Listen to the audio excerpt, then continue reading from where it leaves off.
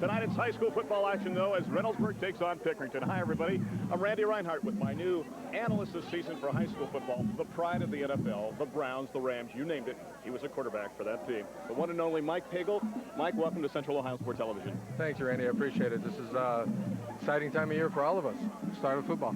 And I know you live for this time of year, and so does everyone here in Central Ohio. Let's talk about the matchup we got tonight. Reynoldsburg and Pickerington. You look at the Raiders last season, they were 6-4. Tony Pusateri, in his third year running this program, he came back down from Bowling Green to go back to the high school rank. When you look at Reynoldsburg, they're an explosive team, and one of the guys you have to watch for is Cornelius McGrady. He can do it all. Now, McGrady last year, he did electrified the crowd with the opening kickoff in this game last year when 70 yards of the opening kickoff. He's a dynamic player starting for his second year. He's a guy to watch. Took the opening kickback 70 yards for touchdown in that game. Reynoldsburg victorious by a count of 26-11, breaking a streak where Pickerington had won 7 consecutive contests. Speaking of the Tigers, they're led by Jack Johnson, the legendary head coach in his 26th campaign. This team 5-5 last season, playing in the OCC Ohio. They got a couple of young guys we want to watch for, and one of them is Jeremy Crabtree. He's something special. Yeah, he's a young man that Coach Johnson says is going to be a dynamic player. It'll be interesting to see how the young sophomores do start this year. That's their first game on the varsity. See how they handle the pressure, how they come out and play the game. Now, he's going to play at fullback, and another guy to watch for, Lawrence Bree, you can see on your screen. He's the guy that's going to see a lot of time on defense. But, Mike, they can both play in the offensive backfield and at linebacker, so we could see them going both ways here tonight. Yeah, they're the type of guys that Coach Johnson is going to bank on. Are they going to do it for him or not? And Coach Johnson says these two guys are dynamite players. Let's see what they can do. One thing is certain tonight, when you look at this contest, I will guarantee that the winning team will be wearing purple in this matchup tonight. Should be a great one. Mike Pagel, glad to have you aboard. You sit around and enjoy Central Ohio Sport Television and their coverage of the Raiders and the Tigers. Back with the opening kickoff right after this. Stay tuned. The electricity is in the air as the Reynoldsburg Raiders take the field here at Tiger Stadium at Pickerington Junior High School. We're just about ready for this contest, and here come the Tigers now. Reynoldsburg and Pickerington. The fans are pumped. To say this is a sellout would be an understatement. It is a sea of purple here tonight, and it's a great way to kick off the 98 campaign. High school football on Central Ohio Sport Television. Randy Reinhardt alongside Mike Pagel. And Mike, go back to your high school days. The first game of the season. What thoughts go through your mind? What feelings go through your stomach? Well, for the seniors, it's their last season. And a lot of them played last year, and they're ready to take that big step up. But they're unsure of themselves. Juniors and sophomores, maybe it's their first time playing. Maybe not. Maybe it's their second season as players on this level. But they're apprehensive. Can I play at this level or not? And it's a game of emotions because it's next-door neighbors. It's a game of emotions because can I handle this game? Am I capable of playing at this level? Right. So it's going to be a lot of fun to watch. And you're a freshman here tonight with Central Ohio Sport Television, right? Absolutely correct. Seasoned veteran. We'll let you know that team, the Tigers, won the toss and deferred. The Raiders will receive on your left. So since both teams love purple, we'll tell you Reynoldsburg in the white jerseys, trimmed in the purple and gold, and Pickerington in the solid purple uniforms. And Mike, we harken back to last year and what happened in the first game of the season. Some guy with that number 80 was back waiting for Reynoldsburg, and he took the kickoff 70 yards for a touchdown. We'll see what happens this time if McGrady can double up and do it one more time. Well, what a way to start a season, too, last year for McGrady to take the opening kickoff 70 yards. Just electrified the home crowd last year in Reynoldsburg, and we'll see what happens today. He is back deep right now, along with Gary McGee. And McGee, just a young guy, sophomore in the backfield. There you see the officials. The referee is Tom Graham in the white cap. Your umpire is Ken Kaiser. The linesman, Paul Sells. Your line judge is Dave Davis, and the back judge is Phil Colflesh. And the start of the high school football season is upon us. You talk about the OCC, the power teams. You've got to think about just throwing the divisions away. You've got Upper Arlington and what they can do, and teams like Newark. Newark last year was 9-1. Everybody is back this season. Worthington Kilbourne will be tough. I think Dublin Coffin could be a force. And take your pick of Westerville's, north or south, maybe north with a slight edge right now. And one of these two teams could challenge as well. They're outstanding teams. Reynoldsburg last year scored 35 points or more in 5 of their last 6 games, Mike. And they outscored their last 3 opponents 172-46. So I don't know if you can be on a roll having an entire year off But these guys had a great way to finish 1997. We'll see what happens here to start 98 as Sparks has got it teed up at the 40-yard line, ready to kick it. Jason, 6 feet, 175, and but a junior. He is a lefty. And we will tell you, too, that after perusing the high school football rules for the season, no major changes. Most of them have to do with the uniforms, the size of the numbers, the decorations, and the like. But we'll keep you updated on everything that happens in the rules in high school football. There's the kick. It is high, and it's coming down at the 10-yard line. Up across the 15 to the 20 to the 23-yard line, and hogtied right there and brought down. Big number 24. That is Leslie Ofe, who will start in the second day, is brought down at the 24. Tackle made on the play by Robert McDavid, who is the third-string quarterback for Pickerington. Take a look at the starting lineups for Reynoldsburg. You can see their backs and receivers. Watch for Kiss, McGee, Lambert, McGrady, and Harris. Up front with Malone, Stearns, Clark, Davis, and Byers. Running the show at quarterback, Adam Washington, number 19, 5'10", 170, and a senior. Saw some time last year splitting it with John Drew. Reynoldsburg likes the wing tee, but it's the first game of the season. Expect to see anything. Look at this, Mike. One back in the backfield on a 1st and 10 from just past the 23. It'll be Lambert, the fullback, the 25, 30, 35, Lambert, 40, 45, and all the way up to the 47-yard line. Well, and that's just straight power football, very basic to start the season off, and it broke. It's a great job on the left side of the offensive line for Reynoldsburg. The stands are vibrating, so the cameras will be as well, because it's a wild place here. Pickerington's defense with Brown and Doherty, Davis, Vendetta, the guys to watch for up front. There you can see Elkins and Reed. Reed, we touched on in the open. What a job he will probably do as just a sophomore. Wright, Prado, Tracy, and Frank in the secondary for Pickerington. But a big run by Lambert of some 24 yards. 1st and 10 from the 47.5-yard line. The handoff goes to McGee. One move, two move, across midfield. 45, 40, McGee all the way down to the 30-yard line. 20 tackles, 20 hit made on the play by Brian Frank from the secondary. Gary McGee is a guy, Mike, that went to Seattle for the national track finals and competed in the 110 hurdles. Came in second in his heat, was second in the finals, but fell 3 hurdles from the end. Otherwise would have been one of the top guys in the nation in the hurdles, and nothing fancy there. No, it's just, it shows that he was a hurdler. Look at the balance he's got, the leg drive. He's carrying defenders with him. Made some good moves. 1st and 10 from the 31-yard line after that run by McGee. We'll call it 25 yards. They lose the snap, but it's picked up by Washington, I think, and maybe he'll lose a half yard on the play. Well, one of the things that Reynoldsburg has started out with is they've come out and doing what we call an unbalanced line. And what they've been doing is taking one of their tackles, putting him on the other side. And it looks like Washington just pulled out a little bit early there. Little nerves, a little excitement, things are going well. Wants the next one to go, but he recovered. Kurt Davis, the nose guard at 5'8", 201, and a junior making the hit for the Tigers. The defensive coordinator for Pickerington is Jay Sherritt. Their team goal is always to get better. They're not the kind to set goals, Mike, to say, okay, let's go undefeated, because Jack Johnson says if you lose game 1, where do you go from there? Absolutely.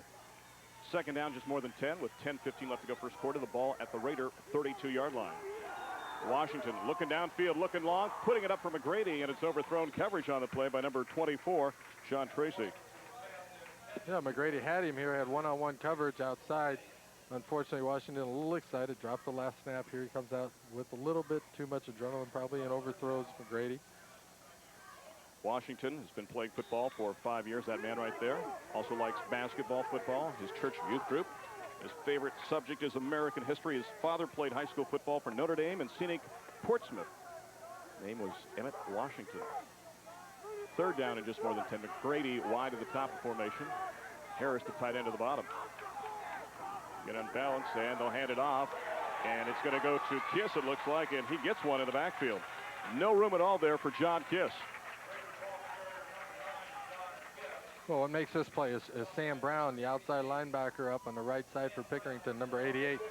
He gets upfield, and there's no place for the back to run here. He turns everything back inside. See, the back wanted to go outside, but Brown did a good job. He held his ground, forced it back inside for his teammates to come make the play. And here's another young guy, too, in Brown, who was just a sophomore out there for Pickerington on defense.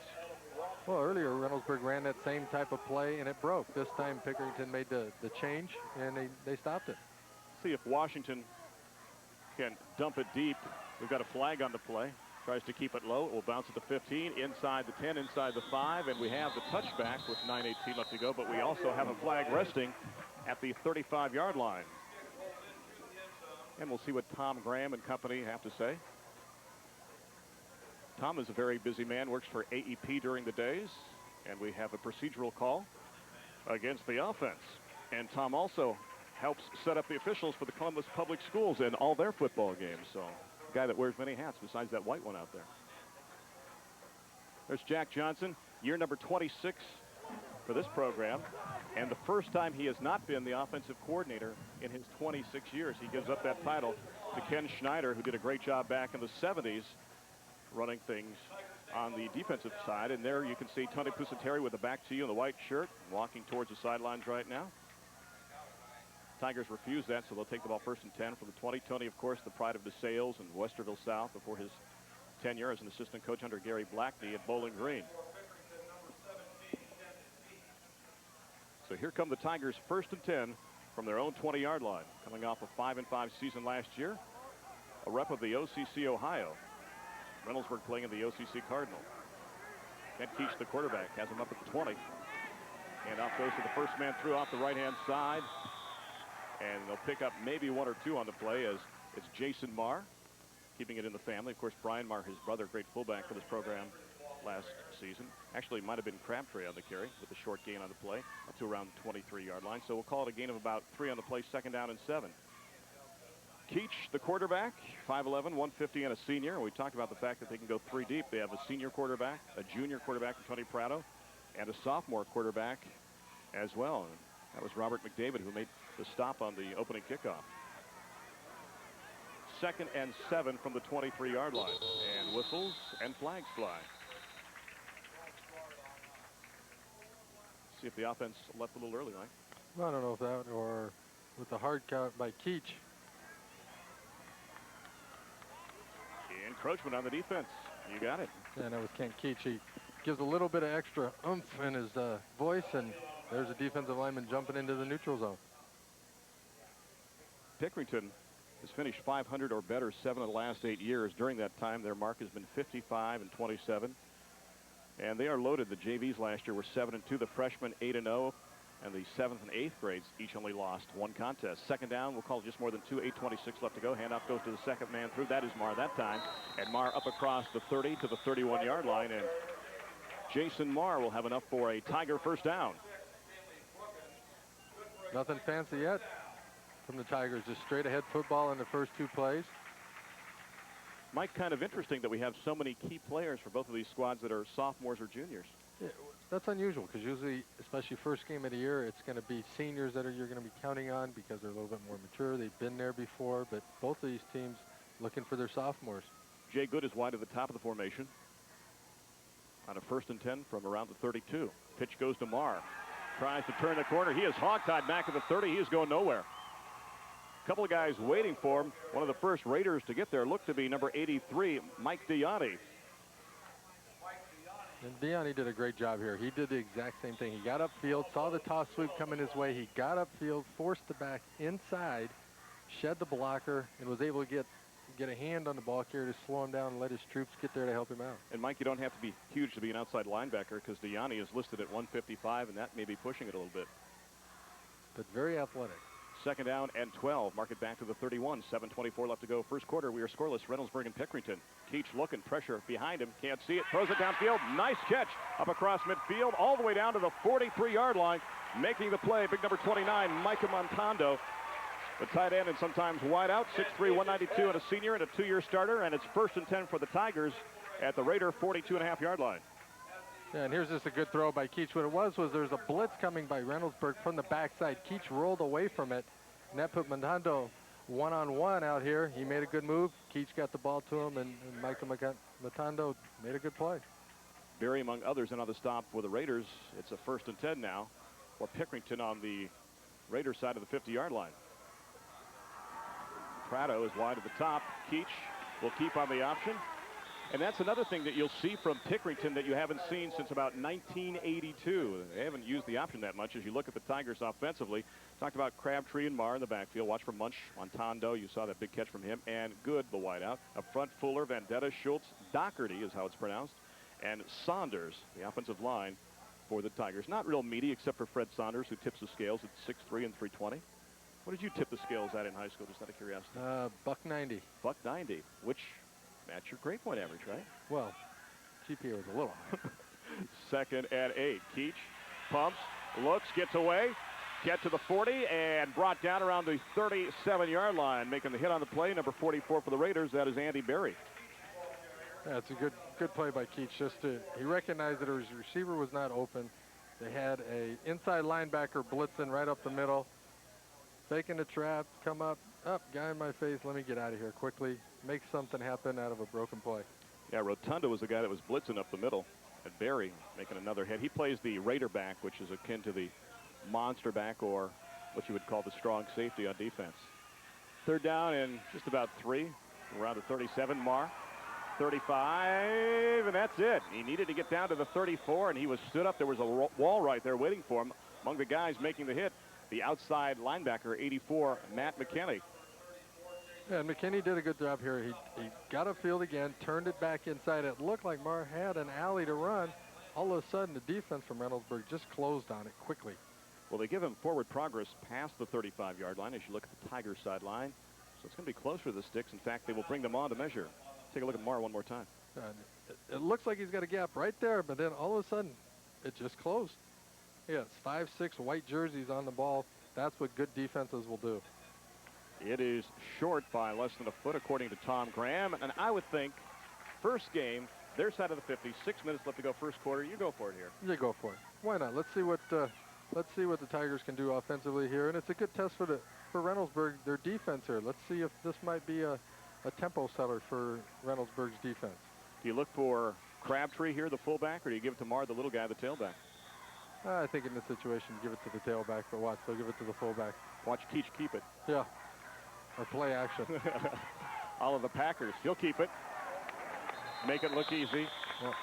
Quick counts and gets it down to around the 32.5-yard line. Good enough for a Raider first down with 5:49 left to go first quarter. And that was interesting because it looked to me like what they had set up there with Keach is what we call the touch play. All he does is nobody else moves. The quarterback goes up. When he touches the center snaps the ball. They're the only ones that go.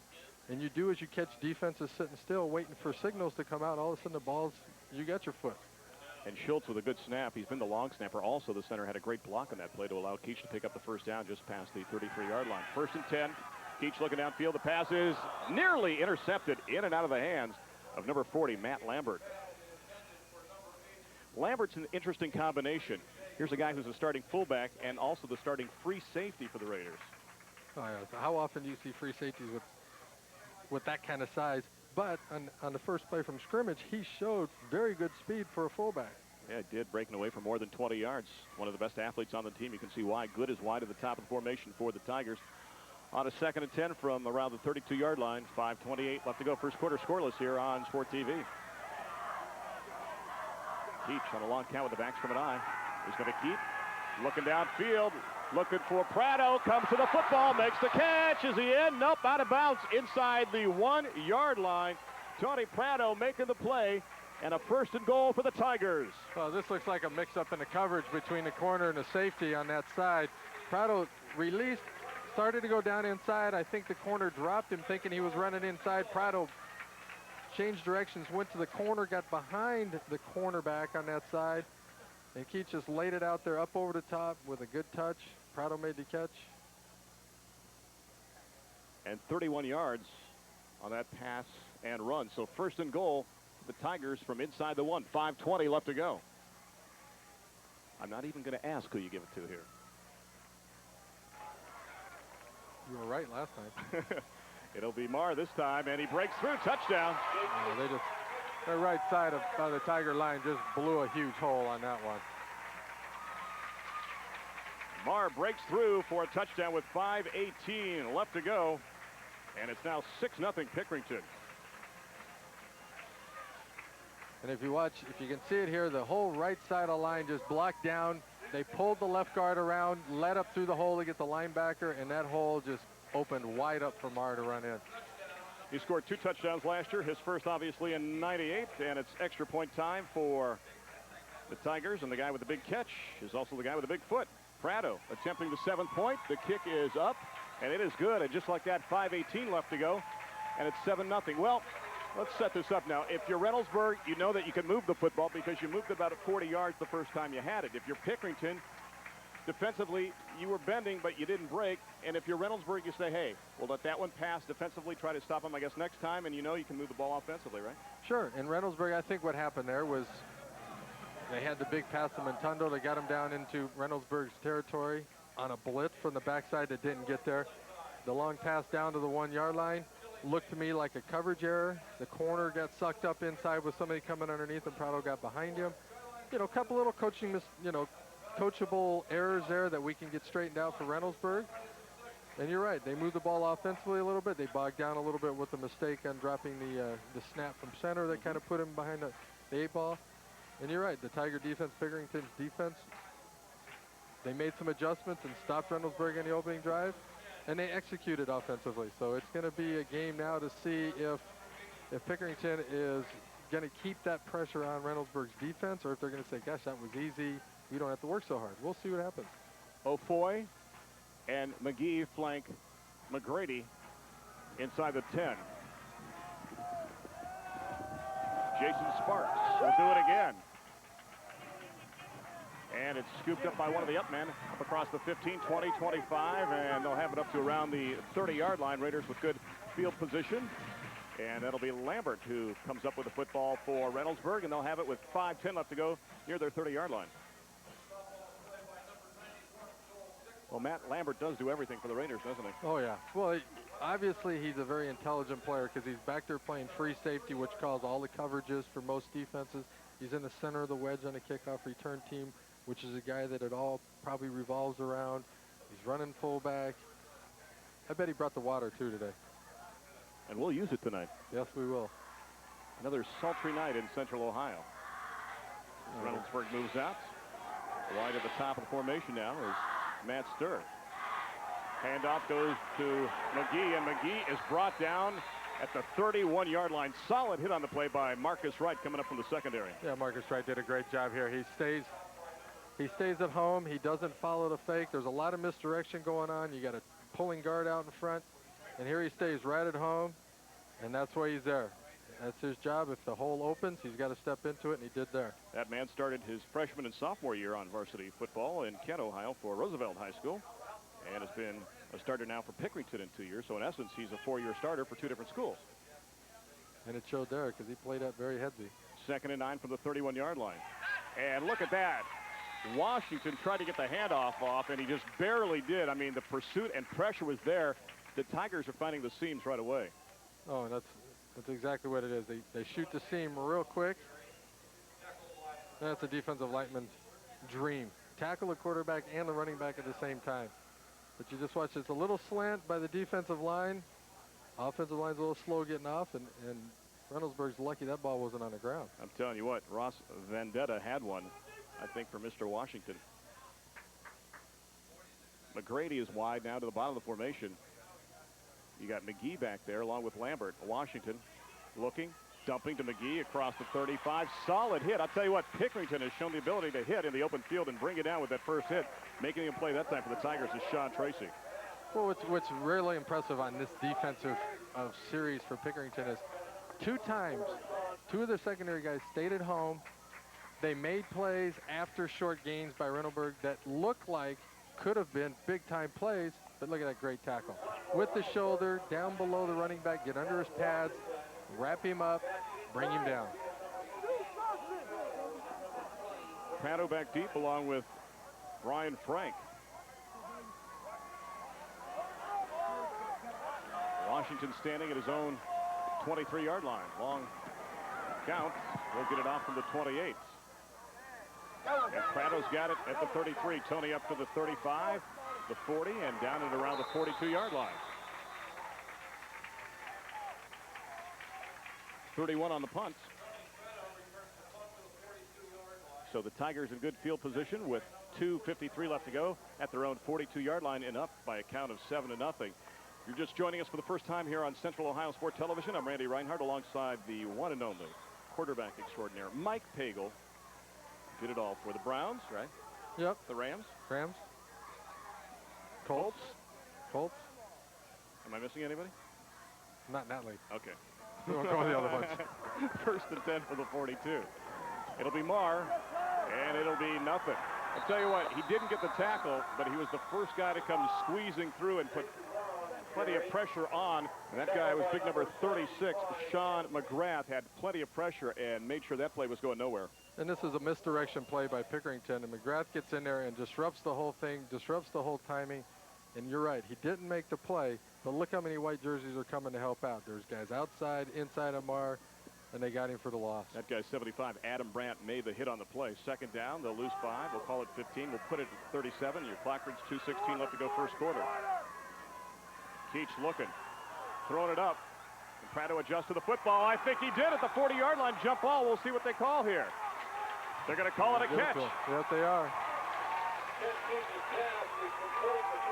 What happens on this one is Reynoldsburg is running a weak safety blitz from the outside, and the running back, Marr, picks it up. And this is what gives Keach enough time to get his feet set right there. See the block, just enough on Lambert to slow him down, put Prado one-on-one. Prado being a good athlete, you've seen him catch the long one. He's kicking the ball, goes up, makes the play. Another guy that's got many talents, and of course, Nicole Prado wasn't a bad basketball player for the Lady Tigers. Head coach Dave Butcher, first and 10 market at the 40. 2-minute warning for your first quarter right here from Central Ohio Sport Television. There's another blitz. Power formation at the top, but they go the other way. This is Marr. He's got room if he can turn the corner. 40, 35. Marr all the way down to the 31-yard line. Brookins was trying to pull him down from behind, but the inside linebacker could not do it, and Marr will pick up nearly 9 on that play. And everything that seems to be working right now for Pickerington, but a big part of it is this time Reynoldsburg are bringing their inside linebackers up the middle. They're not bringing any pressure from the outside. It seems like every time Reynoldsburg comes up the middle, the Tigers are going outside, and when the Raiders are going outside, then Pickerington is doing something up the middle. And again, a great block by Ross Vendetta up front for the Tigers, playing left guard tonight. 2nd and 1.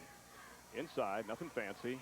Marr's got it down to the 29-yard line. We talked about the fact that he saw some playing time last year with his brother because Keaton Anderson went down. Keaton Anderson, a great running back for the Tigers last year, and he's going on to wrestle at Ohio State. And Brian Marr, the brother of Jason, on a wrestling scholarship to Edinburgh. And I think between the elder Marr and Keaton Anderson, you had something like 5 state wrestling championships between those two guys. So you want to talk about guys that are tough in the backfield. They have them here at Pickerington.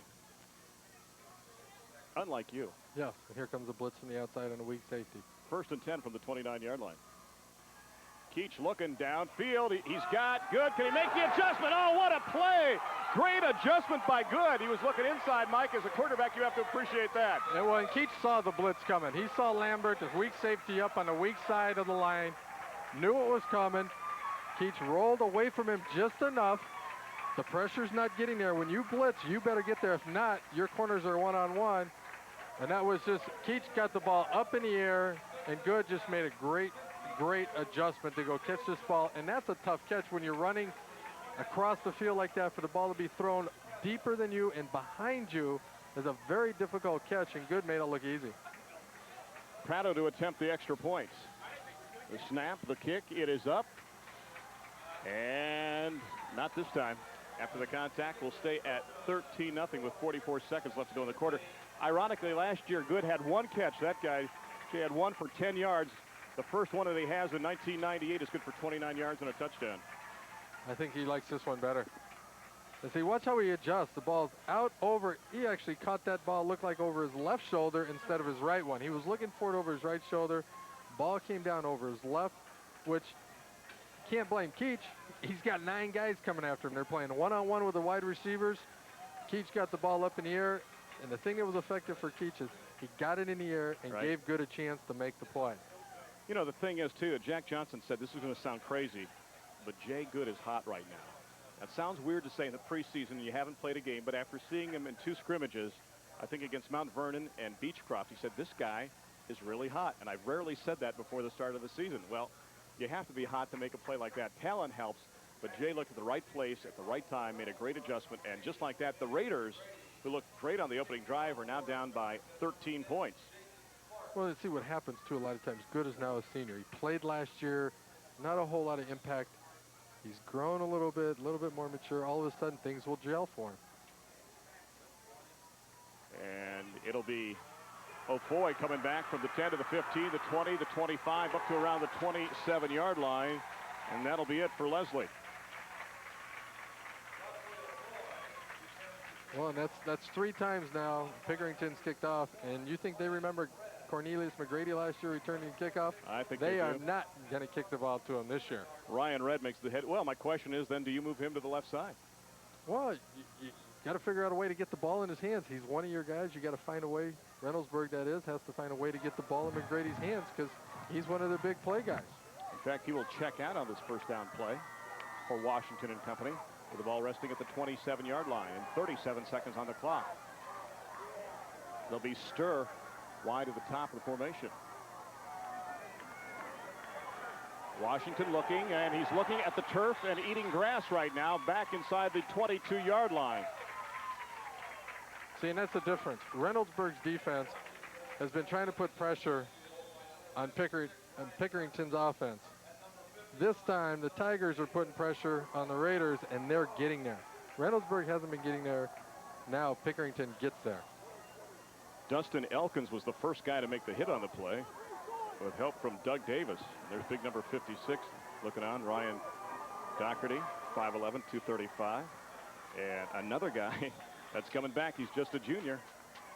23 seconds left to go.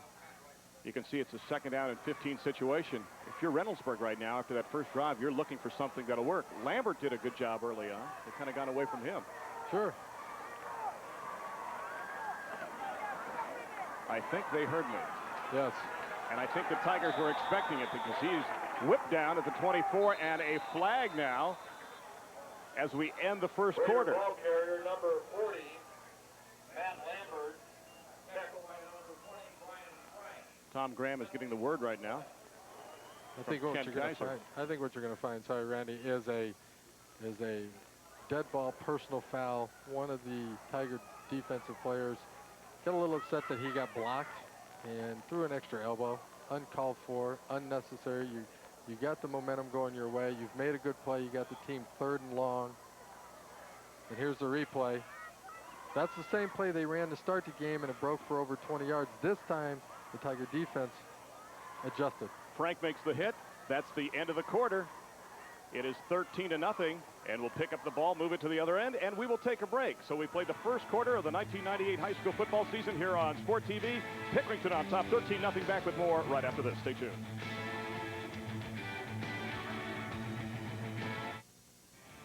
Welcome back. Reynoldsburg with an early drive. It stalls. Pickerington kicks it into overdrive after that, and after the first 12 minutes of play, it is the Tigers on top by a count of 13-0. A full house and then some at Tiger Stadium over in scenic Pickerington, the land of purple. And that man, Mr. Washington, trying to see if he can find something. Adam looking for something to juice up his troops as we start the second quarter. And the big play so far in the last couple of minutes for the Raiders, at least, was that penalty to at least give them a first down out across the 40-yard line. And it was a silly penalty. It was away from the play.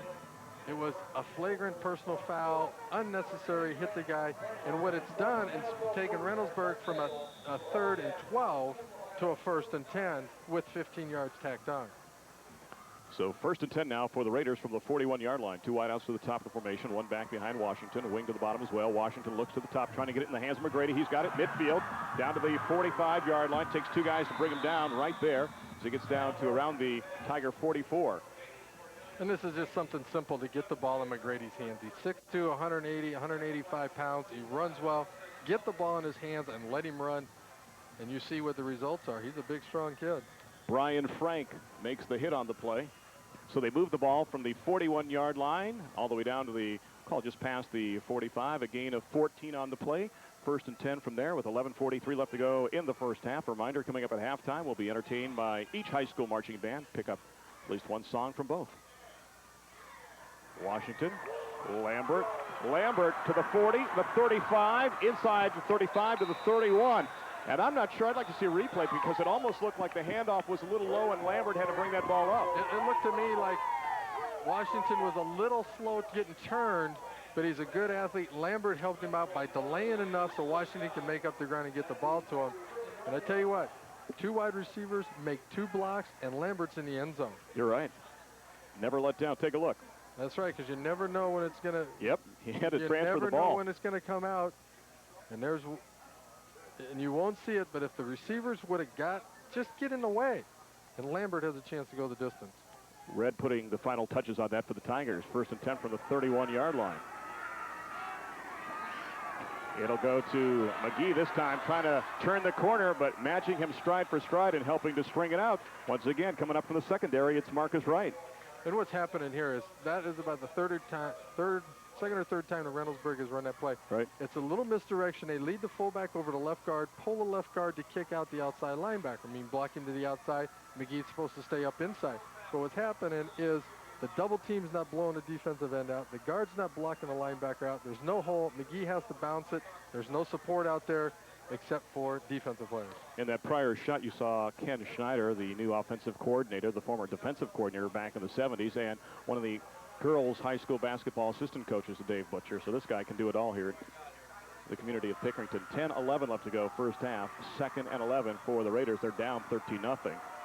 Handoff inside and busting his way down across the 25 to around the 24-yard line for the Raiders is number 34. That's Sean Hagedorn. And I think what you're going to see Reynoldsburg doing is this type of play. Get the ball to the fullback, let him find a hole, let the defense for Pickerington run themselves out of the play and find a gap. I think they're going to start getting away from the misdirection and trying to get McGee outside or off tackle. Kiss in the backfield, so is Lambert. And so is Jackson Harris, who's the tight end. In fact, he'll move out there right now. So now you have Lambert in the backfield along with McGee. Lambert's got it right up the gut. Look at this. Lambert, 15, 10, 5, touchdown. You know, everybody complained in Pickerington. I think they said Joe Roberts must have been about a 7-year starter at fullback for Reynoldsburg. He leaves. Lambert steps in. They don't miss a beat. And now it's a 13-6 contest with 9:19 left to go first half. And that's the first time they've run this play. But this is the first part of the play that McGee's been trying to get outside for Reynoldsburg. This time they hand the ball off to the fullback. They run the trap short, which means the left guard is going to block the inside linebacker or the defensive end. And Lambert got right in behind him. The hole open. Lambert jumped into the secondary, and the secondary didn't even see him. 25-yard touchdown run on the play by Matt Lambert. Extra point time now for the Raiders, and the kick is up, and the kick is good. Tacked on by Ben Fawcett to keep with his theme. He is but a sophomore. It looks like I'm looking at the cover of a Cracker Jack box there, didn't it? Remember the sailor suit and everything? I guess. But here's the touchdown. See, they're going to run the trap right there. Pickerington, when a defense is penetrating as much as the Tigers are right now, traps are good.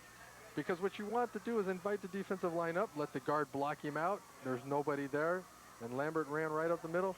And the secondary, looking at all their keys, missed Lambert running like a freight train through the middle. Here's a nice average for Lambert. 4 carries, about 64 yards. That's 16 yards every time he touches the ball. Hey, he did that without a calculator, too. Not bad for an old man, you know. Yeah, your GPA must have been higher than 1.95. That was 1.96. Way Talking Cume for 4 years, right? 0.4, 0.5. So now the Raiders finally get a chance to do the honors and kick it off. Fawcett will tee it up at the 40. I never understood why they put the average on there. I needed a GP, grade point, add them together to get me up to 2. That decimal point, that was a tough thing for you. Is that what that was called? I thought it was some type of English mark or something. Try to move it around as much as you could. Scooping it up at the 23-yard line on the return is Shaw Tracy. Tracy gets up to around the 30-yard line, and that is it. Well, that was a good job by Tracy there because it was a short kickoff. They had a return to the right here. He got to the ball, caught it because it's in play, caught it, just went toward the goal line and says, I know I'm not going the distance. Let me see if I can find a crease here. Look at the numbers now from the first 12 minutes. You can see the yards on the ground for Reynoldsburg. Most of that came on the first play by Lambert. You see the total offense, though, the big balls for Pickerington, Mike. Yeah, it was the passing. A couple of big plays through the air for the Tigers, and that was the big key in the first quarter. Two wideouts at the bottom of the formation now for Pickerington on a 1st and 10 from the 30-yard line. Handoff goes up the middle, and look at this, all the way up to the 45, maybe the 46-yard line on the carry. One of the guys we talked about in the open, Jeremy Crabtree. And Pickerington turns around. Reynoldsburg just scores on a quick trap to the fullback. Reynoldsburg is blitzing a lot up the middle with the linebackers. What do the Tigers do? They hit him with the trap. Boom, boom, linebackers run themselves out of the way. Crabtree breaks through the hole. Gain of 15 on the play and a 1st and 10 from just past the 45. Crabtree been a starter every year that he has played football. He likes American history. His dad played football and basketball in high school, and his brother plays too. His brother's only 11.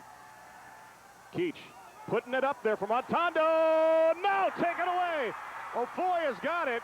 Nice play by Leslie, and now it looks like rugby. This guy's not going to go down, and finally we'll have a scrum at around the 22. That was a great job by Ofoy. He sat back. He's playing the outside third in the zone. He saw the ball go up. He kind of timed it, jumped right in front of Montando, and made a good interception. And here we go again. The Raider marching band under Brian Stevens. Happy right now as we take a look at this one more time, Mike. And Keach this time he just puts a little too much air up on the corner. Corner route is where Montando is trying to get to the corner of the field. And the corner just sits back Ofoy.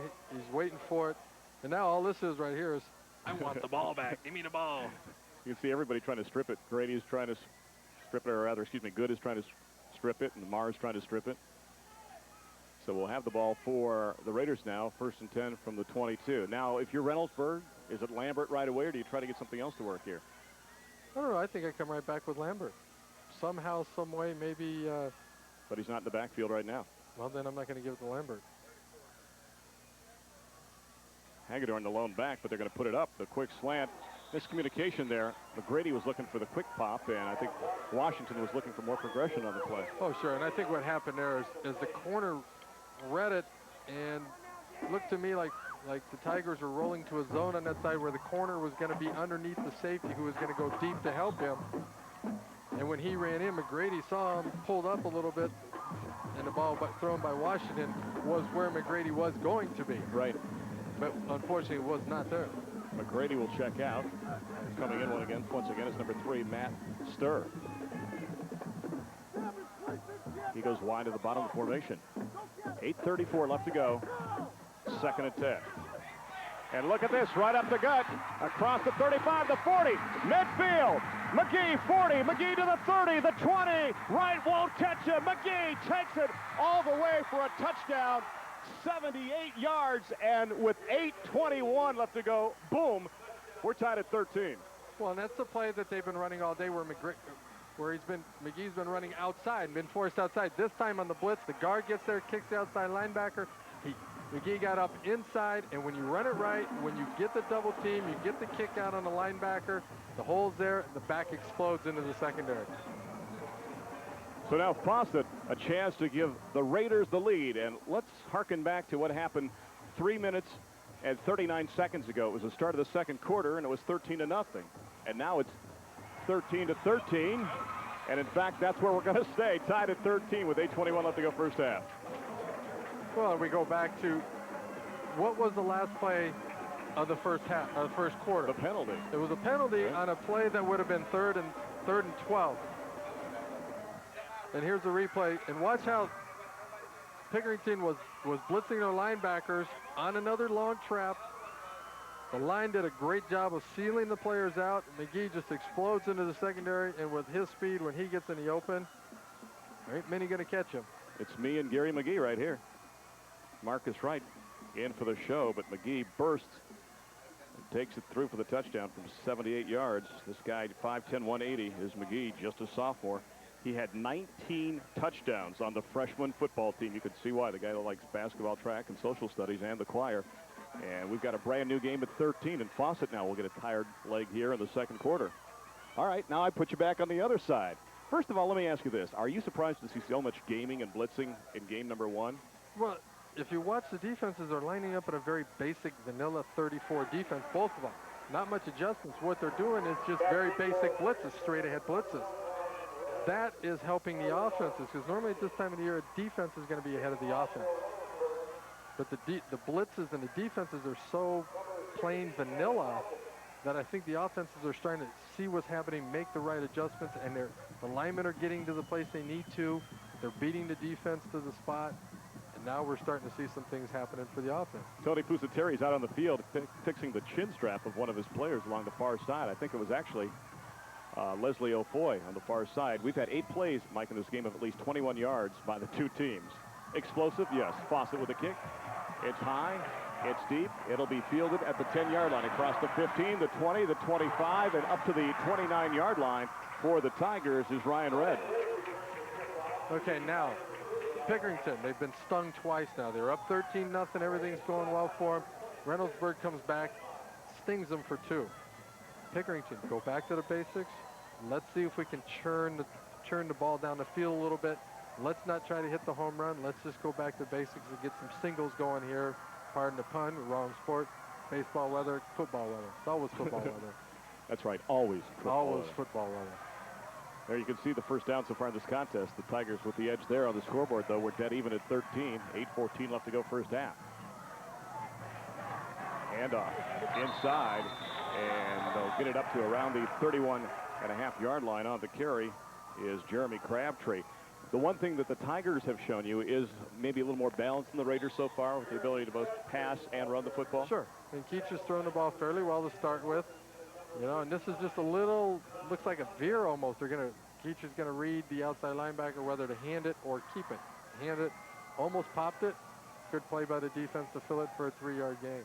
Rotunda among the Raiders in to make the hit. Second down now. We'll call it just about 7 from the 32-yard line. And they'll get the ball up to around the 34 with Marr carrying the ball, and they'll pick up maybe 2 more on the play.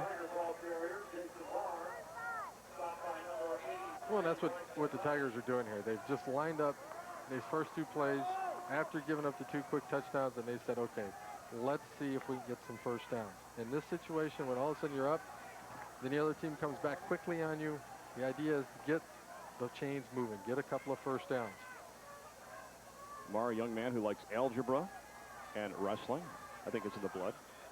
Think so? I think so. He's got it again across the 35, the 40, the 45, tippy-toeing along the sidelines with speed, out across midfield, down to the Raider 49-yard line. First and 10, 6:52 time remaining first half. Okay, remember we were talking about earlier in the game where the linebackers were doing a good job of getting up the field. Right. This time, the wide receivers for Pickerington do a good job of sealing the linebackers down inside, and this allows Marr to get around the corner, get outside. See how the white jersey coming from the inside out? It's because Marr's already around the corner, and when you get a kid like Marr around the corner, things are going to happen for you. I'll tell you what, a great block on that play by Jackson Harris, the tight end whose dad played football about 30 years ago for Ohio State. This is Marr across midfield down to the 45. Marr all the way down to the 40. He's kind of like a little cannonball, you know? Sure. Stays low to the ground, hard to find him. Before you know it, he picks up 9 or 10. And again, the offense is controlling the outside linebackers in this play. Gives Marr a chance to stretch it, get away from the pursuit, and allows him to turn up field when he's ready, not when the defense is dictating to him. Mike, we've got a whistle, and we're going to have a timeout, I think, on the field with 6:11 left to go, and the Raiders are going to burn it. I guess the question I was going to have right there is if you could be a little loosey-goosey at a time like this, second down and less than 1 at the 40-yard line, and maybe think about putting it up a little razzle-dazzle as you look at the yards on the ground so far in this contest. Reynoldsburg 162, Pickerington 70, but the passing yards are skewed the other way, so it pretty much washes each other out, and that's why we're tied at 13. But do you try to gamble here on a 2nd and 1? No, I think in this situation here, what you want to do, you've gotten a first down, you're pounding again, you've got a second first down. Let's get the 3rd one. Let's get the defense on the heels. And that's what Coach Pusateri is doing. You want to say it? Thank you. Is doing here. He's trying to stop the bleeding before it gets too bad. Good point. Call the timeout. Let's slow the momentum down. Let's gather up. Let's circle the wagons a little bit. Let's see if we can stop them here. But what Pickerington needs to do here is, I don't think the idea here is to go get the big home run now. Let's get the chains going. Let's keep Reynoldsburg on their heels. Reynoldsburg has made a great comeback. They have scored a couple of touchdowns in a couple of minutes to get back into it. What the Tigers want to do is take the momentum away. The way you do it is you hammer them, you get Reynoldsburg back on their heels, and the Tigers are looking to take control of the momentum of the game here. And another point I'll bring up, too, a lot of young players, a humid, sultry night. I want to ask you in the second half, when do you think fatigue could be a factor? A lot of these guys have never played 3 or 4 quarters of varsity football. We'll talk about that in the second half. Second down, less than 1, 6:11 left to go first half, tied at 13. Keach with 2 backs in the backfield. And he'll pitch it, and they'll lose it. And will they get it back? Keach fighting for it. Let's see if the Raiders get there first. I think Reynoldsburg has it. They do back at the 45-yard line. And Pickerington tried to get a little fancy here. They had Reynoldsburg on their heels. What they're trying to do is do a little bit of a motion and get the option out. Looked to me like the pitch just kind of died just before it got to the back. Trying to get it to Jason Munch, and recovering the football, number 83, Mike Diani. Yeah, and I don't think Munch was ready for it. When you saw it coming, I think the ball just died to him, and Munch misjudged it. In that situation, in my opinion, go after it, get the first down, get them on their heels again. It's like boxing. Once you got him on his heels, knock him out. First and 10 from just past the 45. 6:05 left to go, and we go back the other way with the Raiders. And McGrady wide at the top of the formation. See what Washington can do. Adam. Looking for McGrady, looking touchdown, and contact with Wright, and he still nearly caught the football. And the Reynoldsburg fans crying for a flag, but they're not going to get the call. And you can tell Wright's a senior, because watch how he stays in the pocket. What we mean by the pocket, he's right on the inside hip of McGrady. He's right there. He sees the hands go. He reaches into the pocket being McGrady's belly, where he's trying to bring the football into. That flat out was good coverage there, sports fans. That's a big league play on both of them. You know, McGrady's right there. Great throw by Washington. Wright just got enough of it to get it out. Second and 10. Just under 6 minutes, 5:59 to be exact. Wide at the bottom of the formation, it's Stir. They'll keep it on the ground. It'll be McGee, and McGee will be whammed back at the 43-yard line. And I think Elkins, big number 45, who you see on the screen, was the first guy to make the hit. And see, it's just the 2 inside linebackers finding the gap and seeing McGee. McGee tries to turn up, thinks he sees a hole. Might have been better suited to stay outside on that one, but linebackers shot the gap. They read the play. They stayed home. They made the play. Dustin Elkins, 5'10", 155, and another underclassman, but a junior. His favorite things in life are football, football, and math. Good to see math made the top 4. Third down and a baker's dozen with 5:15 left to go in the half. It's Lambert. Boy, he's dangerous on a 3rd and 13 even. They'll get it out to around midfield, but they'll be about 6 yards shy of the first down, and with about 4.5 minutes by the time they punt, the Tigers will get the ball back. And people might criticize Coach Pusateri about this play here, but he knew the blitz was coming from Pickerington. Give it to Lambert. Let's see if we can shoot a gap, and maybe Lambert can pick up the 15 yards. The other thing it does, now he's at midfield. He punts. He puts the Tiger offense down deep in their own territory. Some little luck, maybe it's down inside the 10-yard line. And a whistle and a flag.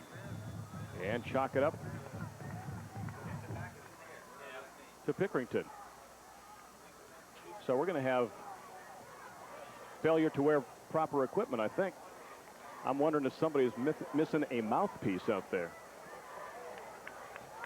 In fact, Tony Pusateri is getting the explanation. And I'm wondering if Washington, as the quarterback, had the mouthpiece out, perhaps?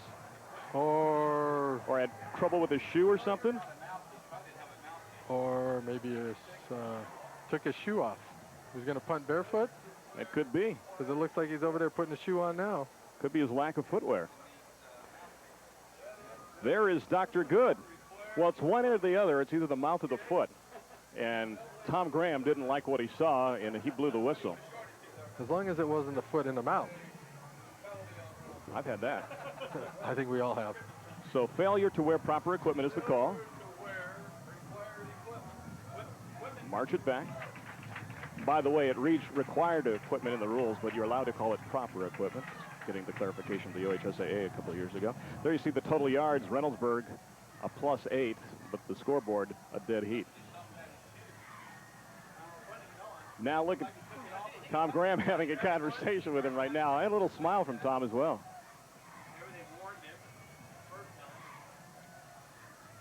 So Washington standing back at the 32, gets it off from the 35, not that high. And that's a tough catch to make, but it's made by Prado at around the 30 and finds a little opening and scoots forward to around the 35.5-yard line. Well, it is amazing. Washington has been throwing the ball right-handed. He punts left-footed. And Pickerington has a kickoff guy, and Sparks, who's a lefty, too. Lefties are taking over, Mike. It's a frightening scenario. 4:26 left to go here in the first half. 2 wideouts at the bottom of the formation now. In Munch and Good.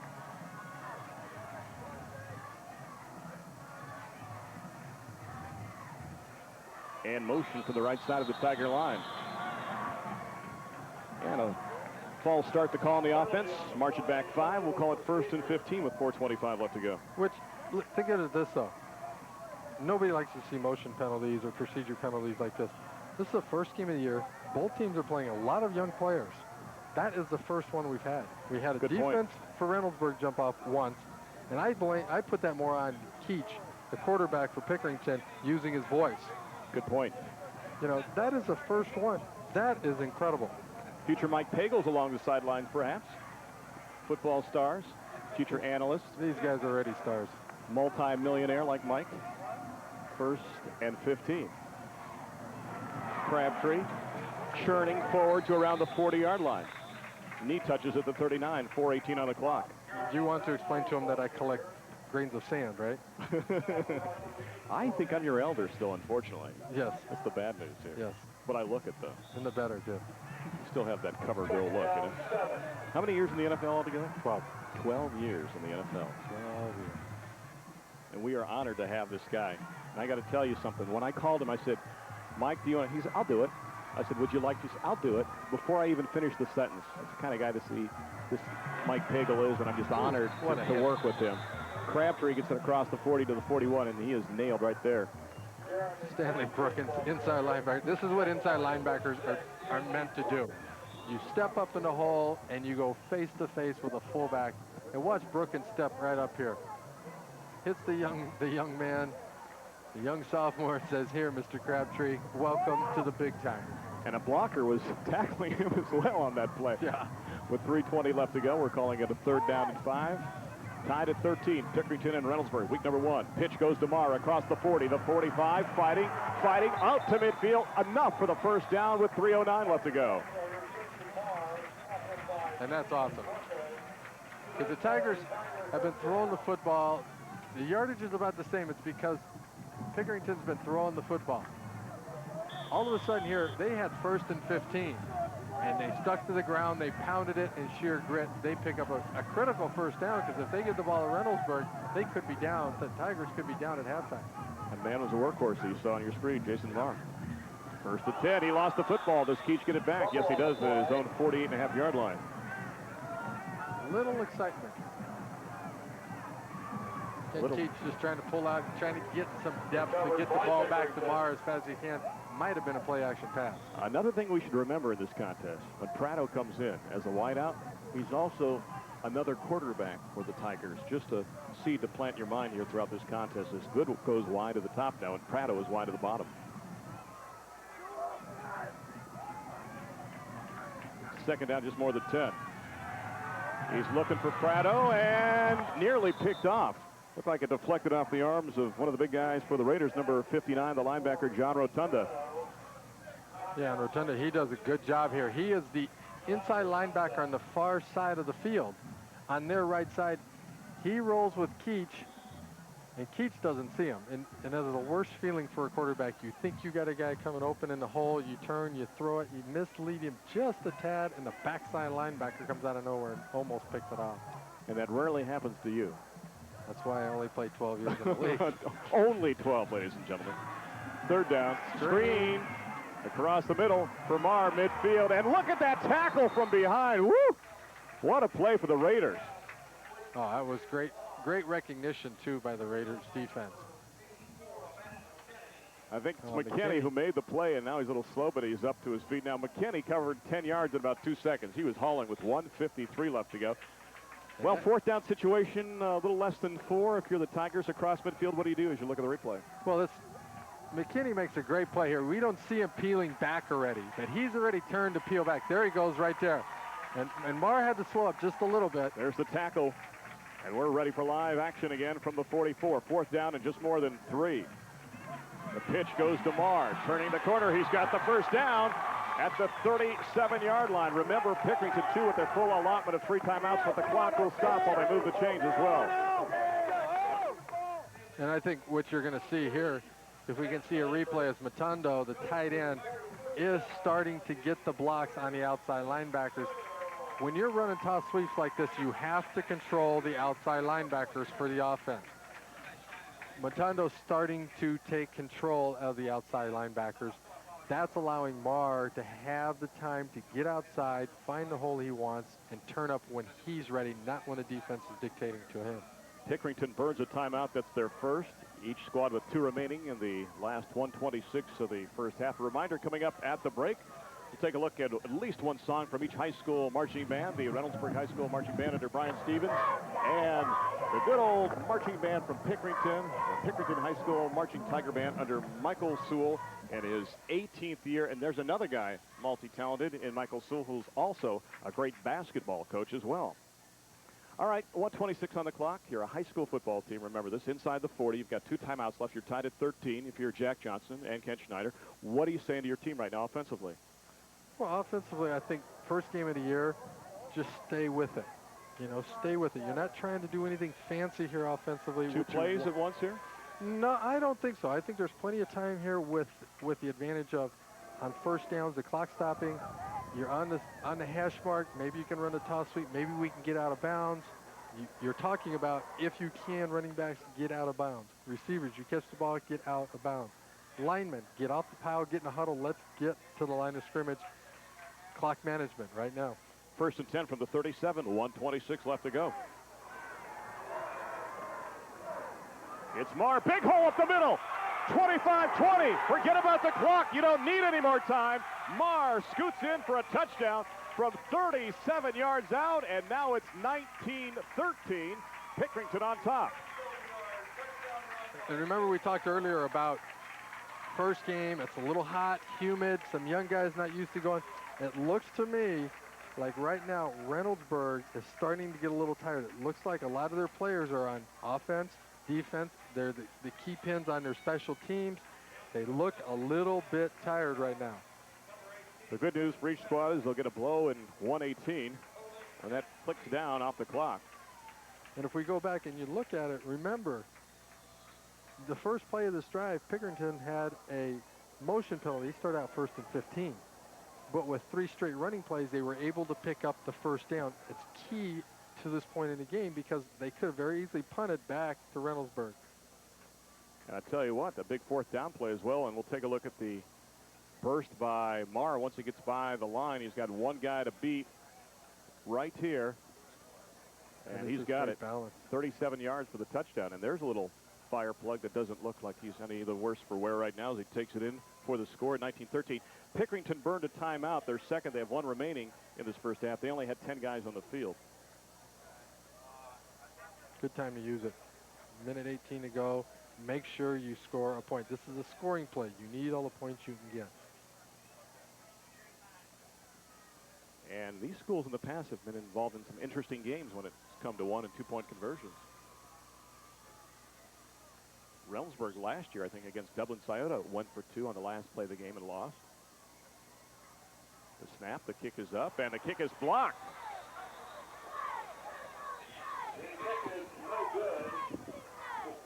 I want to see. I think it might have been J.P. Stearns that came busting through, but we'll have to check that. But we stay at 19-13. And there's my lucky Buckeye. Boy, John Cooper did those spots a few years ago. You don't see those anymore about the lucky Buckeye. Speaking of that, will the Buckeyes be lucky, do you think, in West Virginia?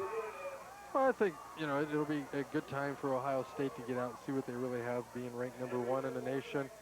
You know, everybody's going to be gunning for them. What they need to do is establish that they are #1. And the way you do that is you come out and play sound football and get after the Mountaineers. Don't let West Virginia dictate to them. You know what the official flower of West Virginia is, don't you? You'll tell me, though, won't you? Gold medal. The gold medal, thank you. Thank you very much. Ba-dum-bum. Teed up at the 40 for Prado. And McGrady back deep, flanked by O'Foy. And McGee with 1:18 left to go, 19-13. Well, you wonder if you'll have a lot of offense early in the season. Normally the defenses are there before the offenses, but that's not been the scenario for this contest. From the 8-yard line across the 20, O'Foy to the 25, up to around the 28. He stood up right there, and that'll do it. 1:09 left to go first half. That's where the Raiders will take over 1st and 10. And there's a future Tiger. I'm saying offensive lineman looking at that kid right there. He looks tough. You better watch it, because he'll probably have a copy of this tape. And in 12 and years, he'll find you. He'll ram it down my throat. And that was Randy that said that. Yes. Okay, young man, that was Randy. I'll be in my walker by then. Actually, he looks like he could play right now. He definitely could rush Mike Pagel. Run me down. 1st and 10, mark it officially at the 27. 1:09 left to go first half. Tigers on top of the Raiders now, 19-13. And if you're Reynoldsburg, is it clock management, or are you just going to run it out here? Well, it looks like the Tigers defense is setting up. Ooh, little inside reverse. It's McGee, 40, 45. McGee all the way up to the 49-yard line. And the clock will stop when they move the chains. 59 seconds left to go here in the first half. I like it. A little creativity, make it look like some of the plays they've been doing all day long. Hand the ball to the tailback, going to the tight end. Hand it to McGee underneath. And here comes McGee on the backside. Scissors, the first misdirection play, true misdirection play we've seen all game. McGee almost went the distance for a second long run. That's right. He already has a touchdown run, I think, of 78 yards. 1st and 10, Washington, the quick pop. McGrady along the far sidelines, inside the 40, down to the 36-yard line. The Raiders moving the football down to 46 seconds left here. The clock again stops while they move the chains. Let's see if they burn a timeout or if they just keep moving. Well, what's interesting, because I don't think Pickerington saw McGrady standing out there. So Reynoldsburg has come out with 2 semi-trick plays back-to-back, and both of them work. They don't burn a timeout for the 36, 1st and 10, down to 39 seconds and ticking. Washington going long, one-on-one. McGrady and Wright, and throws it right into our banner. We have to thank Mr. Washington for that. Thank you for the plug for Central Ohio Sports Television. What a great open that you saw in this contest when we listed about 75 events that you'll be seeing throughout the calendar year here on Sport TV. Everything from high school football to high school basketball to the Columbus Chill to the Columbus Quest to 31 OSU events, the Columbus Clippers baseball. And literally, that just scratches the surface. 2nd down and 10. The clock important now at 33 seconds. Reynoldsburg unofficially with 2 timeouts remaining in the first half. Harris to the tight end to the top. McGrady is now wide to the bottom. He gets a double coverage look, and again, the misdirection inside. And it's going to be Kiss on the carry this time, and Kiss rolls around inside the 25 to the 23. Tony Pusaturi has always liked the wing T. It's got a lot of misdirection.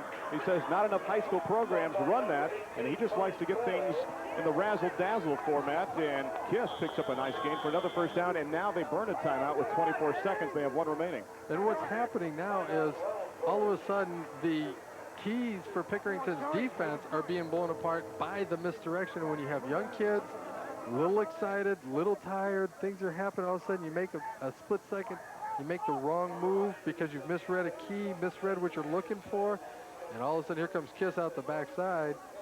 And that's 3 out of 4 plays in this drive have been semi-trick plays. We saw Jay Sherritt, the defensive coordinator, speaking less than kindly to his defensive unit right there, not happy with the breakdown on that play and telling him what to watch for. As you look at this, we've had nearly 500 yards of total offense here in the first half. The Tigers up by 10 in that category right now, 244 to 234. And what's amazing about it is when you see numbers like that in a first game, normally you think huge plays, like 70, 80-yard plays is what gets you numbers.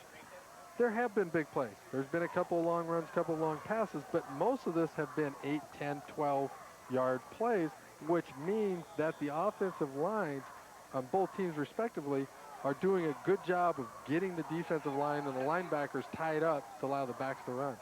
The ball at the 24, 24 seconds on the clock. 1st and 10.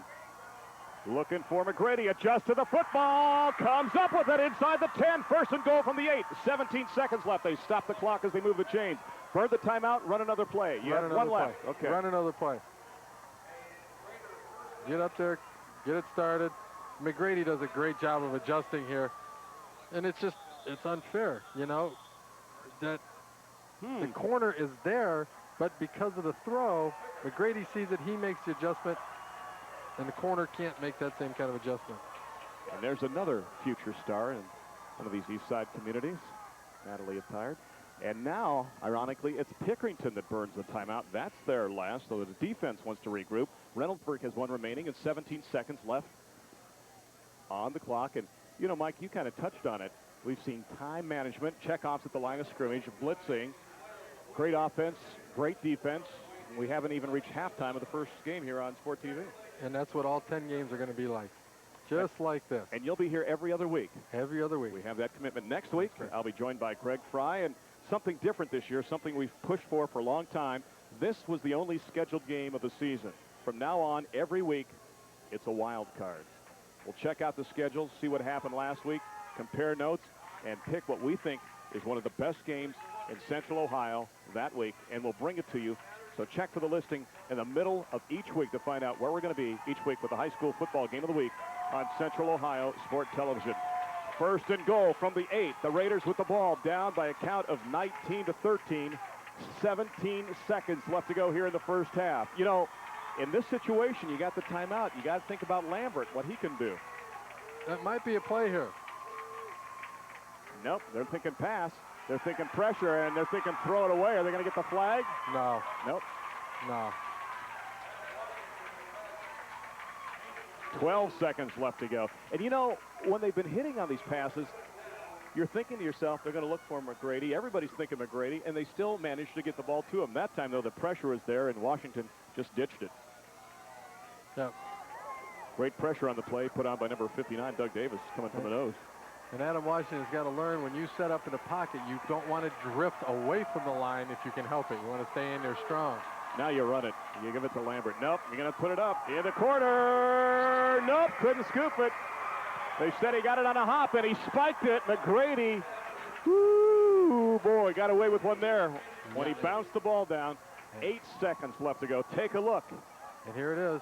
McGrady, good chuck at the line of scrimmage. He tries to get back underneath it. And good call. Right between his arms. Great call.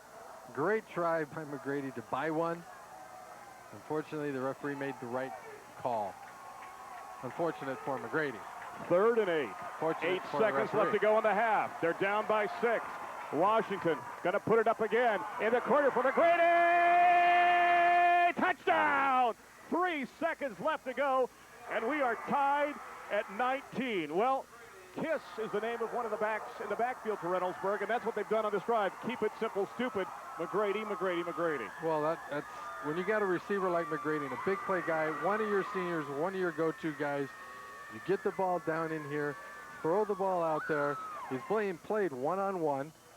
Throw the ball out to him, let him make the play. That time, Adam Washington was able to get the ball outside, so the only one who could get to it was McGrady. That way the defensive back is not involved in it. The play before, the defensive back was allowed to get into the middle of the play because the ball was underthrown. Interesting situation. I'm going to try to go into the brain of Tony Pusateri. You're tied at 19. There's 3 seconds left to go in the half.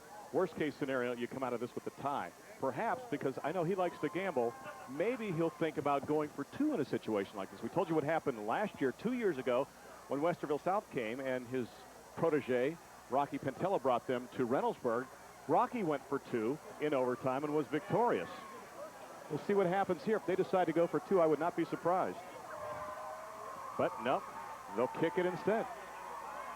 No, I think right now what you do is, and that's not a bad thinking on your part, but I think at this point, after falling down 13-0 early in the game, Reynoldsburg wants to go in at halftime with a 1-point lead. Fawcett to do it. It's a fake. Washington to throw. He's got a man wide open. The pass is a little low.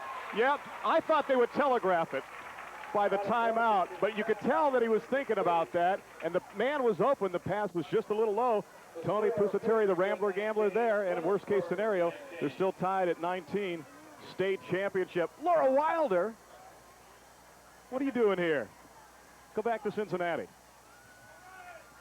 She came back to the little house on the prairie one more time. Take a look. That's right, and here's the touchdown. See how the ball is thrown outside by Washington.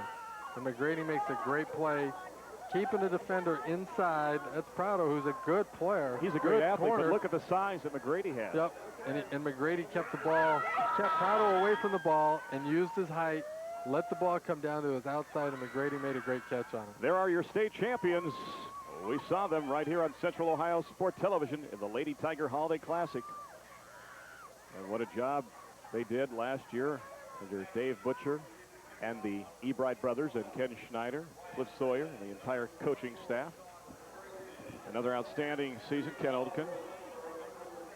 And we should go through the boys and the girls, too, because Pete Littrap and Clamo and Coach Kyer, everybody doing a great job. Boys and girls basketball for Pickerington. I think you pooch it, and they do it. Look at this.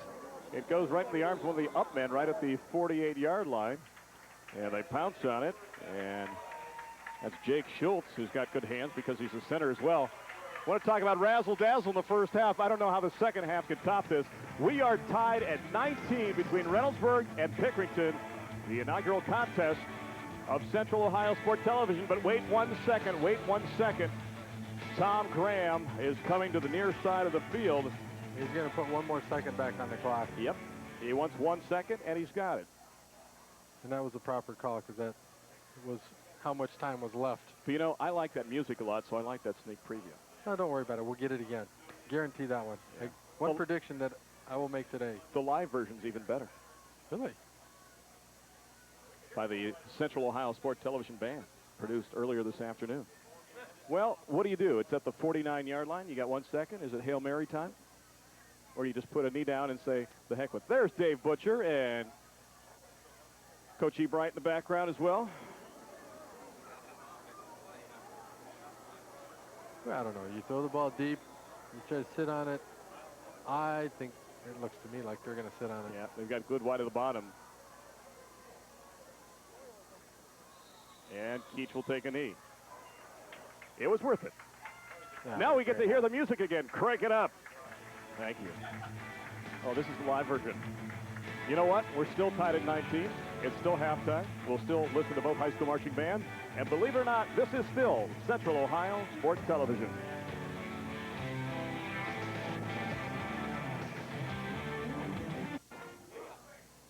What a way to kick off the season. High school football 98 on Central Ohio Sport Television. Knotted at 19 as you look at the moon over Pickerington, one of my favorite songs. And speaking of music, we're being entertained right now by the Reynoldsburg High School Marching Band under Brian Stevens in his 6th year. Assistant band directors Lisa Galvin and Lydia Smith. The percussion instructor is Gary Sweeney. The color guard instructor is Melissa Metzger. The drum majors Aaron Lockstamfor, Mindy Wise, and Sarah Armour. The theme to this halftime show is Seascapes, the first song, Song of Sailor and Sea, featuring a duet by David Edmondson on trumpet and Kate Manley on mellophone. This song is Whale Song with a solo by Elizabeth Liebold on oboe. Here now is the Reynoldsburg High School Marching Band.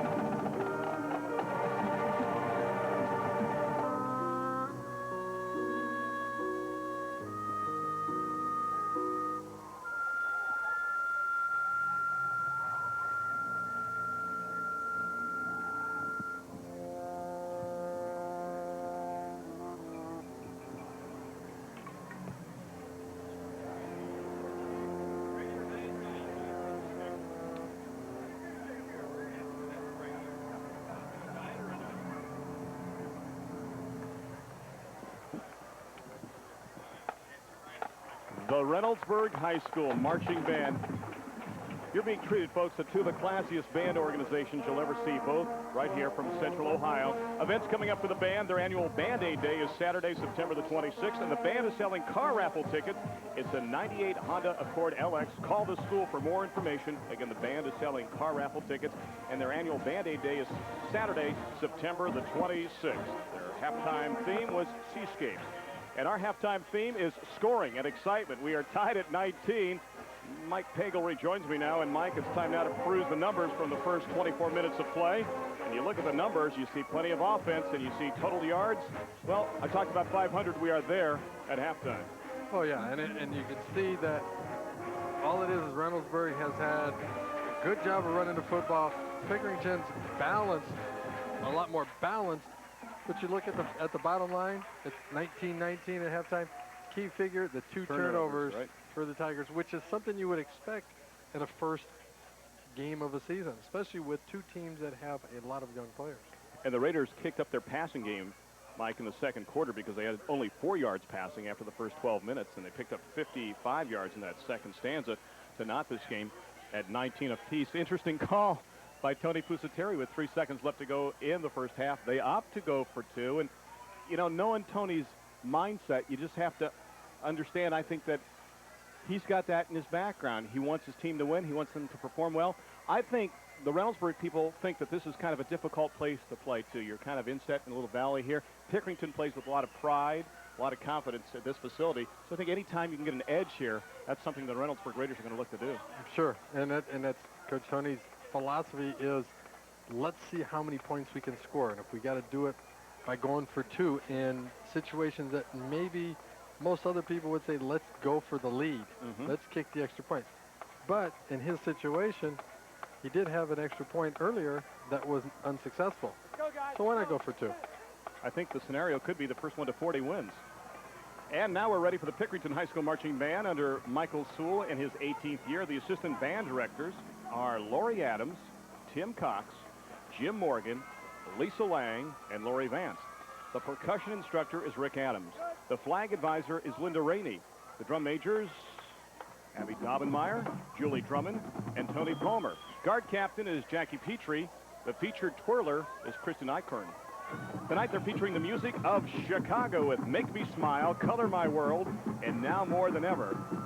Here now is the Pickerington High School Marching Band.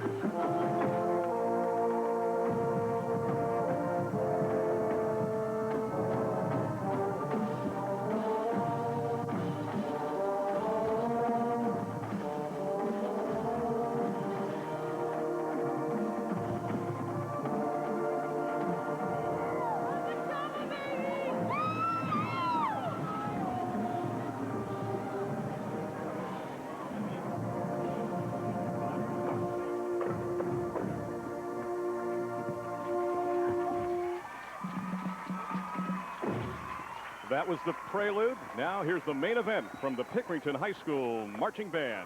Few musical groups in America have had hits in 4 decades. One such group is Chicago.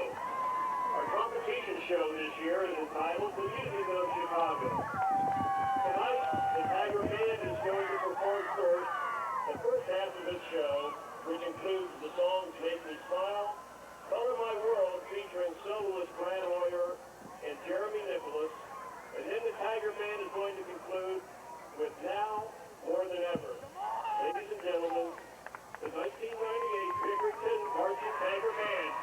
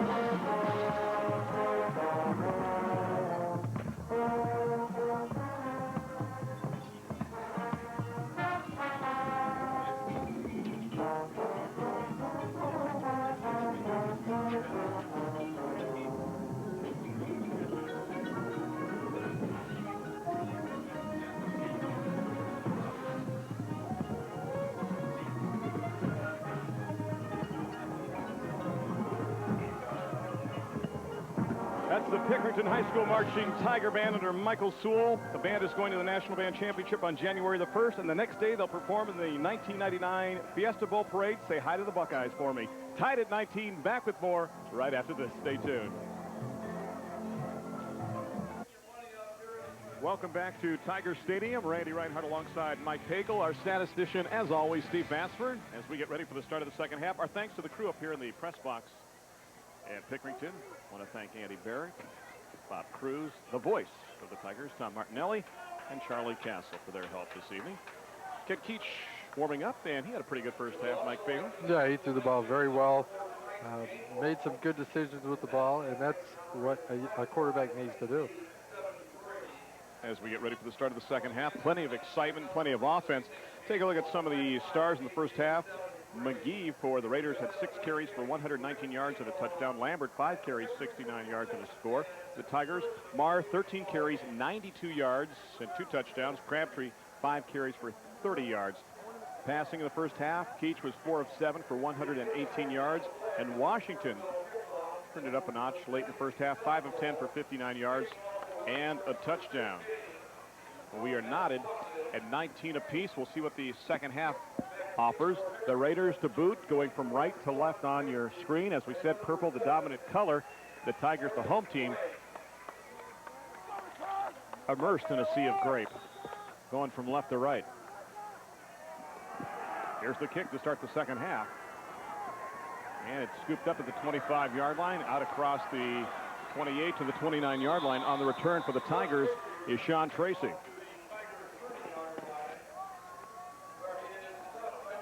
And that's where the Tigers will take over, 1st and 10.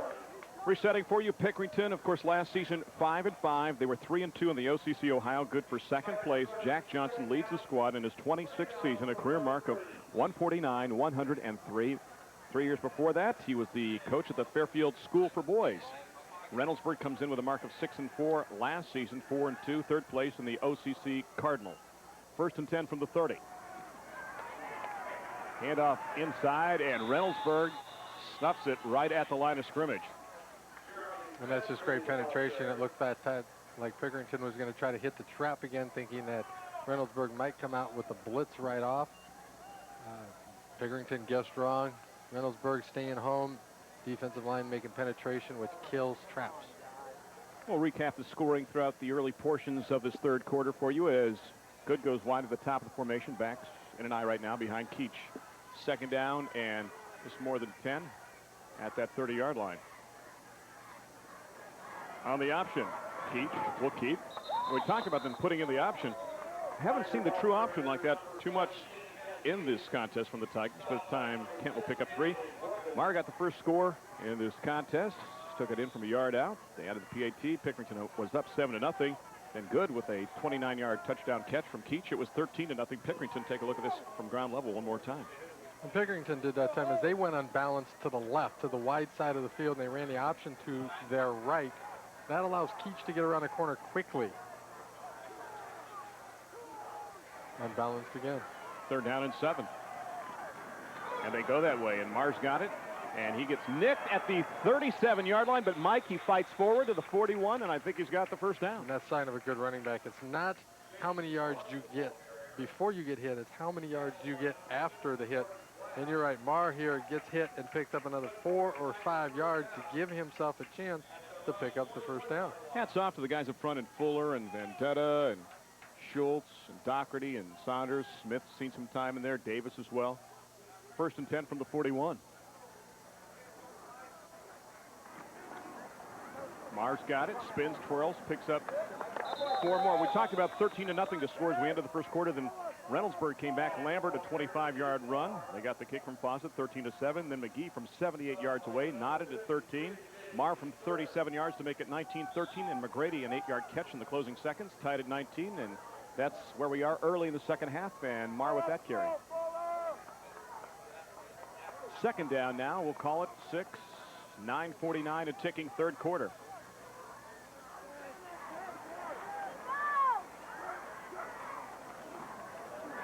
Jason's got it. The pressure's there, and he's brought down. Great penetration. It looks like Lambert, coming up from the monster back, was the first guy to sniff that out and actually make the hit on the play back around the 42-yard line. And what happened here is Pickerington has been going unbalanced line. This time they slid their offense to their right. They brought the tackle from the left to the right, shortened down the backside. Reynoldsburg guessed right this time. Earlier in the game, they were guessing wrong. This time, they brought Lambert from the short side. Pickerington trying to run the toss sweep to that side. Lambert got up into the backfield, got some depth, slowed the whole thing down, and made the play. Jake Schultz up over the football in a third down situation now. They need just about 8. Handoff goes to Crabtree. Big hole up the middle across midfield and down at the Raider 49-yard line, and may have enough for another first down. Yeah, and that's just straight ahead football. I think what was happening there is Reynoldsburg was looking for either Marr deep in the eye or for a pass out of Keach. They give the quick handoff up the middle of Crabtree. He busts through before the defense can react. He's already into the secondary. When you get a guy that size motoring down the field on secondary guys, safeties, corners, it's a frightening thought for the secondary. I can see what they say about Crabtree. He will be a force. He's got some years, though, to spend here at Pickerington. It's just short of the first down, but the guy that's really impressed me so far tonight in the backfield has been Marr. At 5'7", 162, and a junior, you say, oh, this guy can't keep doing it. But I go back to a guy that they had at Pickerington. Brian Hollyfield was about the same size, somewhat diminutive for a tailback, and took the beating all season, rushed for well over 1,000 yards. And Marr looks like the kind of guy, especially with his wrestling background, that can handle the pressure and the attack. Well, and he's well on his way to 1,000 yards. It looks like he's very close to 100 for now. And we saw this in the first half. Keach on the keeper will inch it forward across the 48-yard line and pick up the first down with 8:35 left to go, third quarter. The inaugural contest of the 98 campaign, the high school football game of the week here on Central Ohio Sport Television. They want to measure. Tom Graham's going to size it up first. I don't think he's going to bring out the chains. It's easily a first down because the ball's on the other side of the hash mark of the 49-yard line, but they are going to bring it in. Better safe than sorry. Thank you very much. Always carry a litter bag as well, right? That's right. So a reminder, folks, next week we will be somewhere bringing you some game. Check your listings the middle of the week to find out where we will be, and that's the way it's going to be each and every week. We have worked on this concept to fine-tune it, and finally, we're allowed to do it to bring you the best game that we can each week here on Central Ohio Sport Television. It's going to be hard to top this contest, tied at 19, 8:35 left to go in quarter number 3. And Tom Graham, our referee, found something on the field, and he scoops it up and gives it to his line judge. First and 10 from the 49-yard line. We were looking at the USA Today, saw a picture of a Colt quarterback with a nice little number on his jersey, 18. I thought they were bringing back flashbacks. Peyton Manning. It's some guy named Manning, you know? Yeah, I heard that when he got there, he said, you know, I want the number that Mike Pagel wore with the Colts. No, he said, I want a number that no Colt quarterback has ever worn. So they said, how about 18? We had somebody wearing that. Nah, just Pagel. Yeah. An equipment repair rapidly for one of the Raiders. It's the outside linebacker, number 83, Mike Diani. He's settled, and it's first and 10 now from inside the 49. This is Marr. 45, 40, Marr. Well, I'll tell you what, you give him a head of steam and you're in trouble. And I tell you, Michael Matanga, we talked about it earlier today. He is controlling the outside linebacker. He's getting on him, staying with him. He's not necessarily driving him off the ball, but he's just getting on him and slowing it down, and that is preventing the penetration, and that's allowing Marr to get outside and get away from the pursuit. Get the beverage off the coffee table. We are coming through right there with that shot. Great job by the Central Ohio Sport Television crew again tonight. First down, handoff goes to Marr again. The workhorse off the right side all the way down to the 30-yard line, might have 7 more. And this is just good old-fashioned football here. Pickerington's just been lining up. They've been going some unbalanced line, some normal line. They're just going outside, inside, fullback, tailback, mixing it up, getting after them, letting their line push against Reynoldsburg front 7, and they're just driving them down the field. And I think Brookins got the word from the folks at Reynoldsburg that they want to burn a timeout. He gets the message, and they will take one. And I think this is what you touched on in the first half, one of those regroup timeouts. Regroup timeouts. It's also give the young kids a chance. And what we talked about earlier with these young kids, what happens first game of the year, you get extra juiced, and you got that extra adrenaline flowing in there. It's been in there for 2 days. Running at high gear, high gear, high gear. All of a sudden you get out there and you start playing, and you get tired that much more faster. And there's Jack Johnson standing on the sideline, 26 years as the head coach here at Pickerington. First year that he is not running the offense up. That is something. And that's got to be hard to do after a quarter of the century, turn the reins over to somebody else. But he's added some coaches to his staff this season. He's made some interesting moves. And because of that, you're employed right now. Tom McDonald, one of the analysts that we've had for so many years here on Central Ohio Sport Television, did high school football. And it was a blessing for us that he got rid of that lousy guy next to me and gave him a job, and we're blessed to have Mike Hagel. But he asked Tom to come back as a coach. Tom, the longtime coach at Groveport Madison High School, and he's the eye in the sky right now for Pickerington this season, the freshman coach. He's been added to the roster along with John Taylor and Denny Whipple. Well, I just thank them both.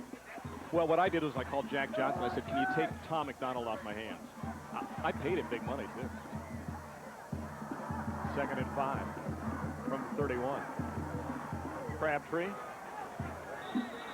Crabtree wrestled down right around the line of scrimmage. Take your pick. There were 5 Raiders there. Barry was there. He had help also on the play from number 75, Adam Brandt. Yeah, and then this is a time where Reynoldsburg's defensive line, they're getting off of blocks here.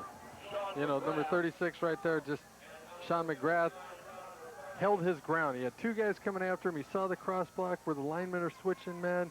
He saw it coming. He stood in there strong and made a play on a big running back on Crabtree. Add McKinney and Lambert to that 5-some as well. This is Marr. You know, a lot of times they're successful with that pitch sweep to the short side of the field. Why is that? Because what's happening is Reynoldsburg's defense is thinking wide side of the field a lot. So they're looking for something to go out the wide side of the field. That's where you run toss sweeps. This time they come back to the short side, to the unbalanced side. And here comes Lambert doing what free safeties need to do, and that's filling from the inside out. Corners fill outside in, safeties inside out. You set a pinching action, and what that allows is for 2 guys to be making a tackle on the tailback at once. Lambert and Brookins there. Also, Jerry Thornton, our low cameraman, I think helped to make the stop on that play as well. 1st and 10 from the 26, 6:50 and ticking. 3rd quarter, tied at 19. This is Marr. Marr across the 20-yard line, and another first down. Has this been the only drive so far in the 3rd quarter? This is the only one so far. Milking the clock. No passes yet. Everything has been on the ground. Take a look. And again, it's just straight ahead football. Let Maurer find a hole. He's going to go right or left, whichever way he sees it, because that defensive line has to take a side one way or the other. This drive now 15 seconds away from consuming half the 3rd quarter. They need 4. They're at the 20. They pitch it to 34. Marr, he's got nearly 4. Lambert nearly got his face masked. Brought him down at the 16-yard line. And another thing, have we had a penalty in the 3rd quarter? No. This has been an outstanding contest from that standpoint, from the offensive standpoint. The one thing that gets me, have we had a lot of adjustments from the quarterbacks with all these blitzes so far in this contest? No, things have not changed much. Pickerington has come out in this half and run a lot more on balance line, which they were not doing early in the game. This half, they're doing it a lot more, but they're staying very basic. I think what Coach Jack Johnson did is he said at halftime, let's just go back to the basics. First game of the year, everybody's got a taste of the action. We've been in it now. Let's go back to the basics and let's just get after them. And they measure. Tom Graham with the chain gang there. I want to mention something else about the Pickerington High School Marching Band. Talked about them going to the National Band Championship on January the 1st, and the next day they'll perform in the 1999 Fiesta Bowl Parade. The band is also selling vacation raffle tickets. Call 833-3042 for more information. 833-3042 for more information. For the Pickerington High School Marching Tiger Band under Mike Sewell. It's just short of the first down. 3rd and less than 1 with 5:50 left to go. 3rd quarter tied at 19. At Prado wide to the bottom. Good to the top. Marr and Crabtree behind Keach. And Keach will keep it, get inside the 15, and he'll have the first down and go into the fence around the 13. I like it. Good play selection here. What they're going to do is they're going to line up with the backs, lean toward the strong side of the formation of the tight inside. Fake it to Crabtree like you're going to give it to him up the middle, bring the defense down inside, and like Keach, who is a pretty fair athlete. They run a little bit of option with him. They throw the football with him. let him get outside and use his speed to pick up the first down. That leader right there in the center of your screen is a great student athlete. Math, Student Council, National Honor Society. Those take up part of his day at Pickerington High School. 1st and 10 from the 13-yard line. Crabtree fighting and fighting, and with all that effort, maybe picks up a yard on the play, and that is it. And that was because of pure size, because Reynoldsburg, they shot the gap. They brought people. They had Lambert coming off the top side of the screen, the defense's right side. They had Brookins coming in from the left side. That time they guessed, the Reynoldsburg defense guessed right. They were blitzing in the correct hole and made the play. You smell a pass here on 2nd down and 9 from the 12? No. Prado and Good, both wide to the bottom of the formation. Got them both on the same side. On Tondo, the tight end, to the top. They're going to grind it. Go short side again. And look at this, Mar, inside the 10, down to around the 7. Boy, they're just milking the clock, methodically working their way downfield. And they've taken nearly 7.5 minutes on this drive. And a whistle, and we've got 2 players down right now on the field. One of them's Mar. Looks like Mar, I'm guessing.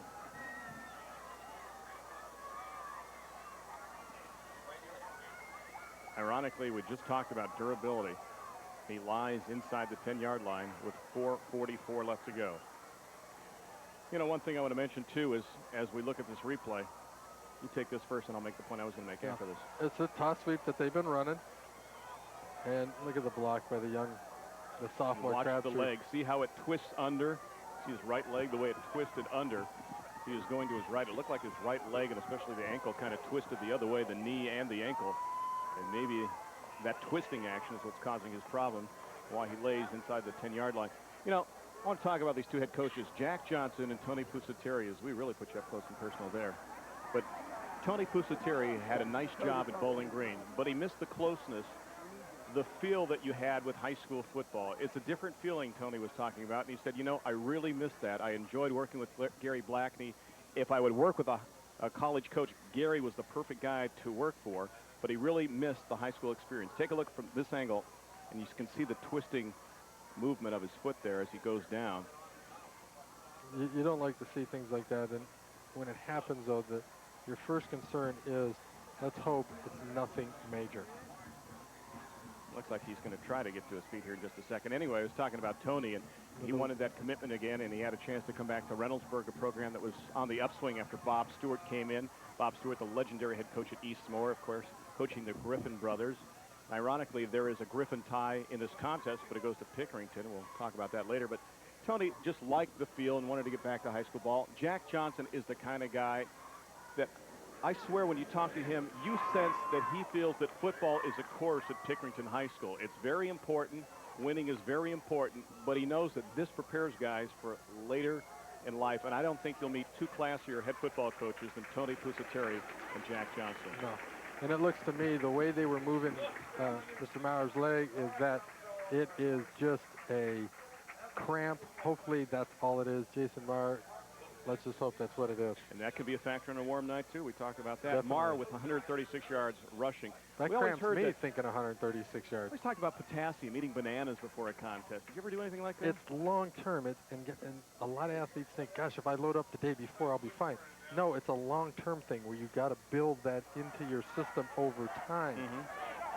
Of course, I was never a running back. I never ran for 136 yards in a season, let alone in a game. 3rd and 5. Crabtree, short side. Got a decision here if you're the Tigers with 4:15 left to go here in the 3rd quarter. Tied at 19. It could be field goal time. Take a look at this one more time. Yeah, and this is a play that they've been running with Jason Maurer. It's a toss sweep. This time they give it to the sophomore Crabtree. But Reynoldsburg is ready for it this time. And part of the problem is when you lose a Jason Maurer, now you move Crabtree to the tailback, you lose Crabtree's blocking ability. And he's been a key part.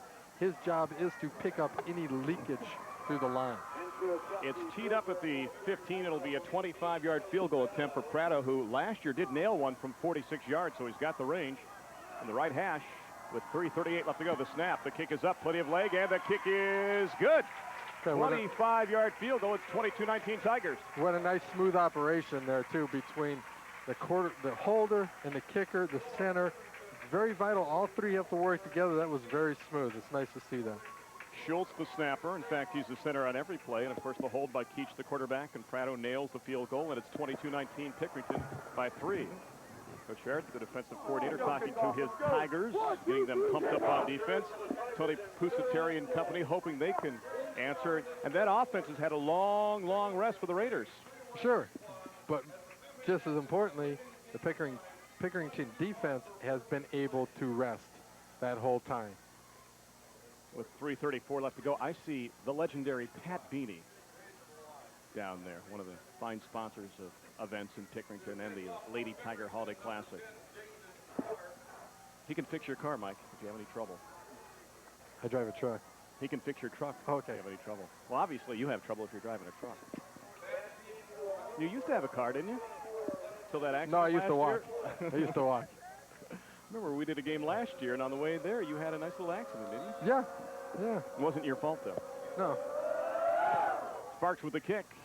The lefty will put it around the 15-yard line, scooped up, and we come back the other way across the 15, the 20. This is Ofoy, and Ofoy gets to about the 20, and that's about it.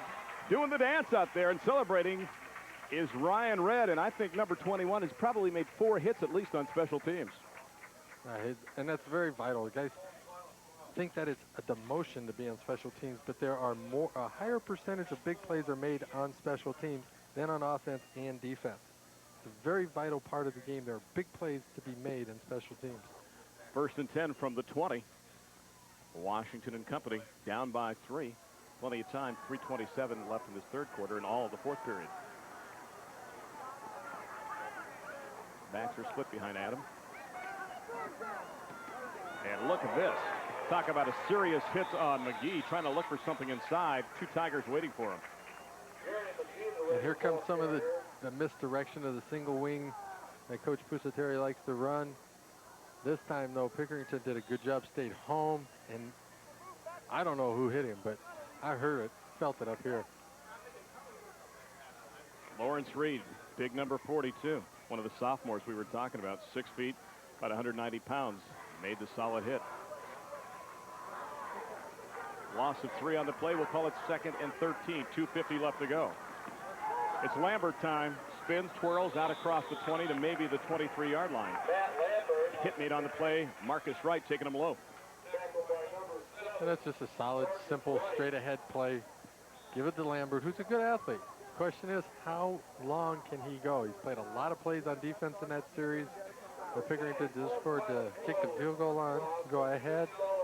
Can he keep it up? Coach Lahr talking to the Tigers, a guy that knows what he's talking about as he played here in Pickerington. 2:15 left to go, third quarter. They need 8. That would be great for the Raiders to pick up the first down. Washington trying to set it out there for McGee and sends it out too strong. And they'll be forced to punt, so 3 and out for Reynoldsburg. And the Tigers should get the ball back with good field position. As you look at Keach and company, they'll be coming back out on the field, it looks like, in a play or so. Reynoldsburg trying to establish something offensively, Mike, and boom, before you know it, it's going to be the fourth quarter. And what happened, too, is that first down play, you know, when you get the loss by Reed shooting in there and hitting the tailback for the loss, you know, really put Reynoldsburg behind the 8 ball a little bit. And when you only get the ball 3 plays in a quarter, that's tough. Prado and Frank back deep. Washington fully clothed to kick. Prado lost the handle. He's gutsy on those, but he comes up with it at the 48-yard line. And they have it on the Raiders side of the 50 with exactly 2 minutes left to go, third quarter. I'm going to go back to that drive where that guy, number 18, Prado, Tony, got that 25-yard field goal. That was an 18-play, 61-yard drive that took 8:26 off the clock. Not one pass and not one penalty is the impressive part of that. And Prado did a good job on that when he dropped it. Good coaching has taught him, get on the ball. At that point, don't try to make something happen. Just get on the ball and let's lick our wounds and go from here. 1st and 10 from the 48. Keach straight back, looking long, downfield for good. He's got a step in. Great coverage, though, on the play by Leslie Ofoy, and knocked away with 1:54 left to go in the quarter. Yeah, that was great coverage. That's a big league play. That's the first pass for Pickerington this half. Come out on first down. You got a lead. You got defense on the heels a little bit. Keach trying to go for a kill shot here. And Good had him. But Ofoe had a chance to come back, and a cornerback who's a talented player will not give up. He'll keep going after it, and he's able to get a hand on it and break it up.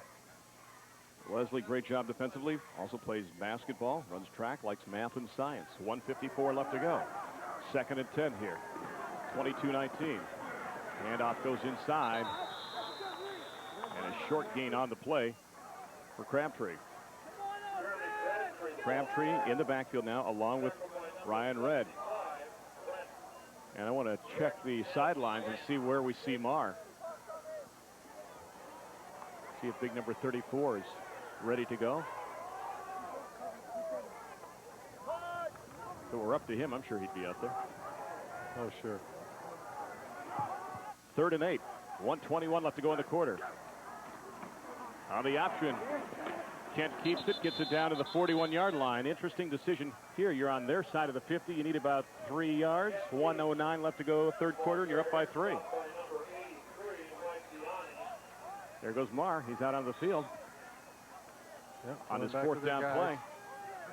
And here's a replay here where the line was unbalanced again. They run this option to the short side, and Keith sees an opening. And when you're running the option to your quarterback, you see a hole, take it. Go for it, see what you can get. Sometimes you make the right decision, sometimes you don't. But don't try to delay and wait for something else. If you see it, take it, go for it from there. This could be a big play right here because Reynoldsburg has burned a timeout with 45 seconds left to go in the 3rd quarter. That's their 2nd. They have only 1 remaining. Pickerington still has their full allotment of 3 timeouts, and we still have the 4th quarter yet to go. The Tigers up by 3 at 22-19. And this is a big play right here, because if Reynoldsburg can shut them down here, shut Pickerington down here, and get the ball back here, 1, they get good field position, but 2, they stem a little bit of the emotion. And football is a game of emotion, especially when you're playing with young players, like both of these teams are, and season opener. Look at that face. He looks like he's the paper boy, huh? These guys look young. We're getting older, though. Yeah, he agreed with you, too. Did you hear That's him? right here. Yeah. That's probably Norm Domsick we were looking at there. Norm is a guy that's great at the study table, an honor student at Pickerington. Here we go. They're going to go for it. And that's very important. That's what school's about. 4th down, just more than 3. Will they try to draw him offside, perhaps? No, they're going to shift back and go to a punting formation. They try to see if the Raiders would jump. They don't. Reynoldsburg goes back in a punt return formation. McGrady's back there. He's going to field it on his knees at the 10-yard line. Oops. That's nothing wrong with that. That's one of the things you're taught. You start on the 10-yard line. If you have to back up, let it go. If it's coming to you, you come forward. You always can fair catch. In that situation, it's like a fair catch. No harm for McGrady there. Most important thing, he caught the ball, had it in his grasp. And a good job, too, by the Raiders of not jumping off when they shifted back to the punt formation. Pickerington trying to pick up the 5 yards in the 1st down, but the Raiders stayed at home, and the Tigers did indeed punt the football. And you can tell when teams are well coached. Very few penalties. Season opener. Young kids. Young sophomores, juniors. No penalties. Very few penalties. Half our age. More than half our age. 1st and 10. Speak for yourself. From the 30, from the 10-yard line. 38 seconds left to go. Looking long downfield for McGrady. Nope. And Tony Pusateri said, look, there was contact 10 yards upfield, and we did not get the call, but nevertheless, it'll be a 2nd down situation with 33 seconds left to go. And I think it was another sophomore, Sean Tracy, came over the top. What happened in that play was Pickerington, they ran what we call cover 2, which is 2 safeties playing deep halves of the field. The corners roll up, and they're going to cover the underneath. It forces the safeties to cover a lot of ground. Sean Tracy covered that ground and was able to get there just in time to knock the play away. Lambert's at tight end. Now he'll shift back into the backfield along with McGee on a 2nd and 10 from the 10. And Lambert's got it. Finds just a little opening. If he keeps his balance, he knows he can go further. That's why he's counting the turf. But he slides along the ground for a few yards, maybe about 4 on the play with 20 seconds left to go in the quarter. Yep, and here's a replay with Lambert. See the center blocking back. This is a trap, trying to catch Pickerington, shooting the gaps, trying to just knock him off enough. Lambert that close to getting through it. Difference between big runs and short runs is picking your feet up sometimes. Coach Lahr with words of wisdom for his offensive line. 3rd and 6, and we have run out of time in the 3rd quarter. Still a nail-biter. Home team on top by 3. What will happen in the 4th quarter? We'll find out. 22-19, Pickerington on top. You are watching Sports Television.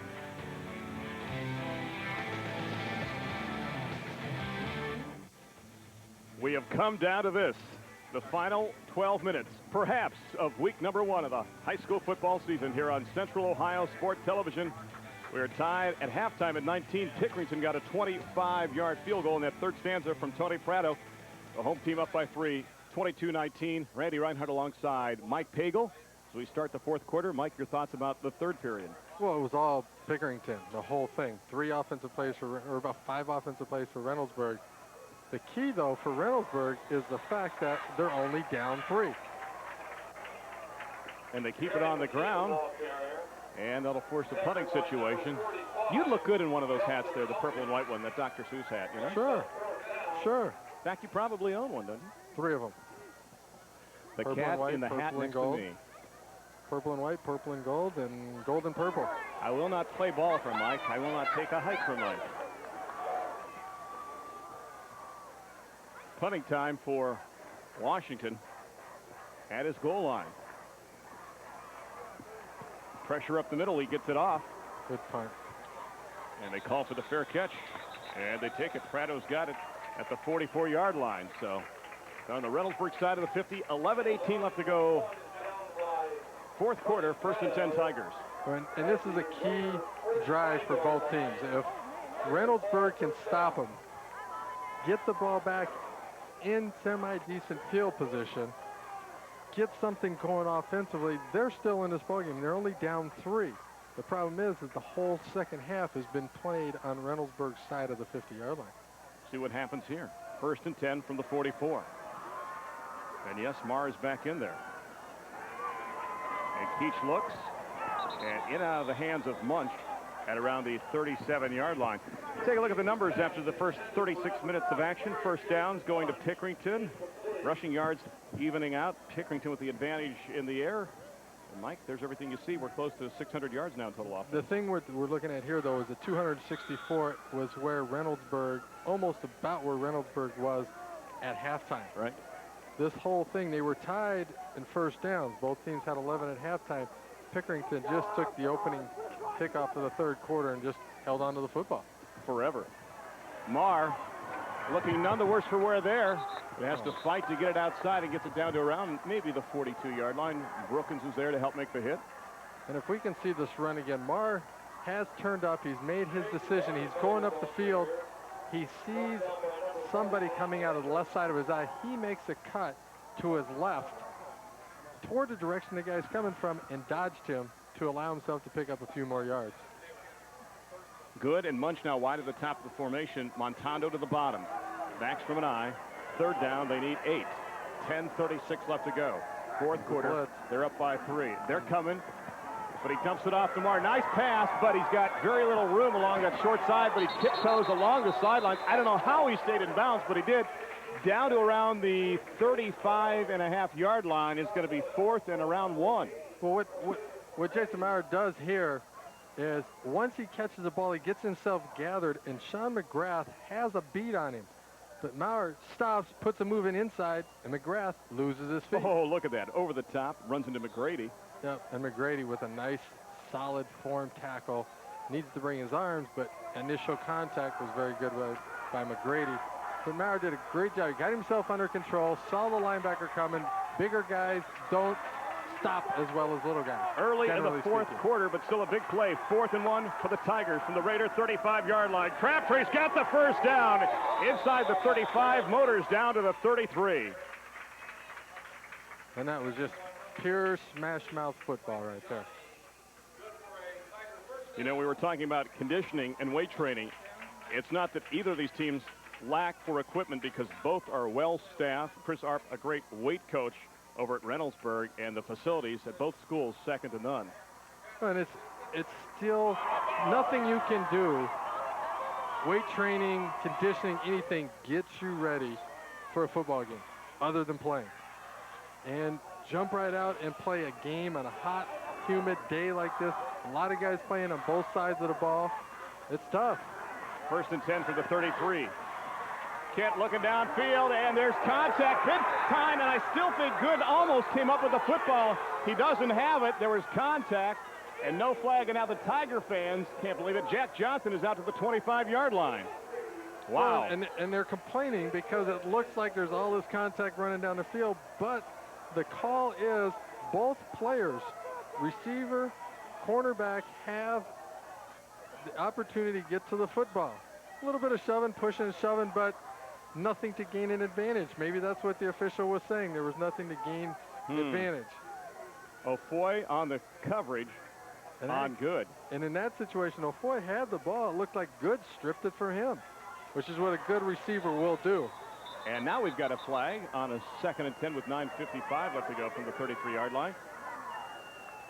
And Tom Graham comes our way and says, here's the deal. What we have here is a false start, or actually procedural call on the offense. Your referee again, Tom Graham. Your umpire, Ken Kaiser. The linesman, Paul Sells. The line judge, Dave Davis. And the back judge, Phil Coleflesh. March it back 5 to the 38-yard line. We'll call it 2nd and 15. And you can see the total yards by half. Look at that, 7. This time it's not a lucky number. Pickerington. And they've setting only the ran world on 5 fire. plays. Yeah, for Pickerington only 79, but they're plus 72 to Reynoldsburg in total offense here in the second half. Again, Munch and Good to the top of the formation. Keach with a quick conversation with his fullback, Crabtree. Comes the blitz. Up and motion. Reynoldsburg moved, but I think the right side, actually the right tackle for the Tigers moved first. Yeah, I think that's what's happening. I think Saunders came up a little early. We'll wait and see. Well, We're going to have a conference. Up until these last 2 plays, it's been a very well-played game. And maybe this is the point in the contest where each team just touch fatigue. The pace is slowed down just a little bit, but somewhere along the line you're going to see that one play that's a catalyst and knock one of these teams into overdrive. They're going to call it on the defense, an encroachment. Take a look. So the defense move first. The whole key is who comes across first. Well, in high school, it's a matter of if a defensive player breaks the plane of the ball. That is offsides. They can jump around as much as you want as long as they don't break the plane of the ball. The ruling here was defense broke the plane of the ball before Saunders moved. And the contention, though, from Reynoldsburg was that somebody flinched beside Saunders on the offensive line, but to no avail. They get their 5 yards back. In essence, it's now 2nd and 10. Mars got it.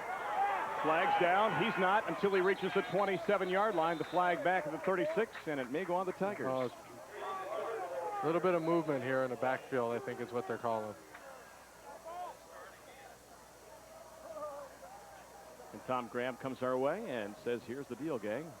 I saw a procedural call against the Tigers. If it was Canadian football, we could have gotten away with that. Sure. And what's happening now is a couple of things. One is the play is slowed down a little bit. Both teams are getting a little bit emotionally and physically tired. Also, it's a critical point in the game where Pickerington knows that if they get something happening, they can put a big nail in the coffin. Reynoldsburg's a little nervous. They know that their back's a little bit against the wall. They want to make something happen. Guys are trying to get that little extra head start. Back to 2nd and 15 again. Keach off balance, looking downfield, puts it up for grabs and knocked away.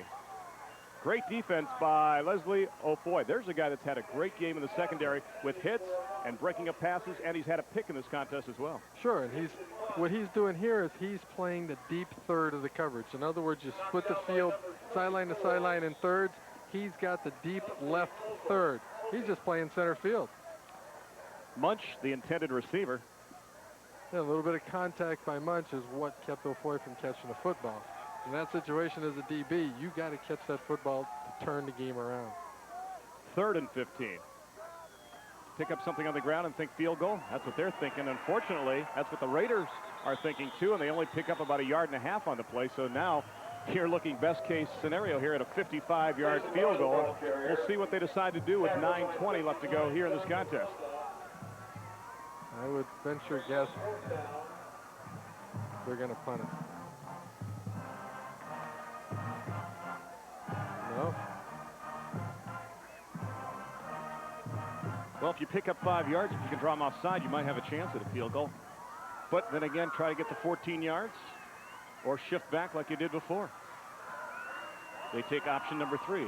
That's a triple option. So punting situation. It's hung up there. Bounces inside the 20-yard line. Tell you, great job on that punt by Robert McDavid. Sure. I tell you, Cornelius McGrady got a little lucky there. You know, if you're not going to catch the ball, then you got to get away from it as a receiving team. Because footballs, as we all know, bounce funny. And why is that, Mike? Whoever designed it should be shot. I tell you what. Why would you do that? Make it like that. But we like where they make those footballs, especially Wilson, right? Absolutely. Phoenix, Ada, Ohio. My favorite football. And the Buckeyes have to like it. In fact, decided they did like it. And still getting their allotment of footballs. Buying Ohio. 1st and 10 from the 15. 8:41 left to go. The Raiders down by 3. Only ball I used for the last 14 McGee. years. Twisting, fighting. I tell you, he got hit like 3 times.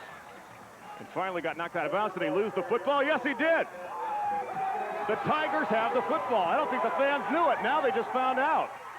I didn't see it come out either. He got it knocked away on the 3rd spin. He lost the handle, and a big break for Pickerington with 8:33 left to go. They get the football back. And that ball must have hit the ground and died right there because he was so close to the sideline. I don't know how that ball stayed in bounds. With 8:33 left to go, let's see if the Tigers can take advantage of the situation. And that's the first turnover for Reynoldsburg, if I remember right. There's been 2 against Pickerington. This one here couldn't be costly for Reynoldsburg. One a fumble recovery, the other, I think, the pick by O'Foy. Yes. So 1st and 10 from the 14, 8:33 left to go. 2 tight ends in the game. It's smash mouth football time. Marr a chance to be the star, but he's hit inside the 14, falls forward to the 13. And it just tremendous penetration by the nose tackle for J.P. Stearns came in there. Yeah, J.P. Stearns just took and drove the lineman right back into the backfield. And that forced Maurer out wide, and that's what caused the problems in that running play. So it'll be 2nd down now with 8:07 left to go. They'll mark the ball at the 13, give him 1 on the play. They need 9. But right now, they don't care if they can milk the clock, get a score, and go up by 9 or 10. And hold on in this 4th quarter. Keach on the option, keeping, and brought down by the jersey. Great hit made on the play by that guy who's celebrating number 84, Matt McKinney. Very good play by McKinney. He read it, strung it out, forced Keach out wide. Almost got sucked inside, but strung it out and was able to get there just enough to bring Keach down. Kenny's dad played football at Gahanna Lincoln in 1972. That year, the Lions went undefeated. Both of these teams have that dream right now, but after this contest, only one can keep it alive. 7:18 left to go. 3rd down and 9. Pitch back to Marr. Jason inside the 10. Still on his feet down to the 6-yard line. But it'll be 4th, and he needs less than 2. And watch Kent Keach on this toss, if we can get a replay on this, because when he turned to pitch the ball, the fullback was between him and Jason Maurer. And he does a 2-hand jump pass to Maurer. And sometimes as a quarterback, the first thing you got to do when you reverse pivot, the first thing that has to come around is your head. You have to see what's in front of you. You can't turn and pitch that blind. You pitch it blind, it's off the back of the fullback, it's on the ground. That's the option. Here we go. 4th down, less than 2 from inside the 6-yard line. It goes to Crabtree inside the 5. Inside the 1-yard line. Doesn't score, but it's 1st and goal for the Tigers with 6:29 left to go in this contest. That could be the play in this game for Pickerington. And that's just line up and say, here we come, stop us. They got the 2 sophomores in the backfield that we talked about earlier, and Reed and Crabtree. Reed blocking for Crabtree. It is power football time. 1st and goal. Crabtree with the honors. Woof, touchdown. 6:12 left to go. Put 6 more on the board. And it's now 28-19. A 1-yard touchdown run.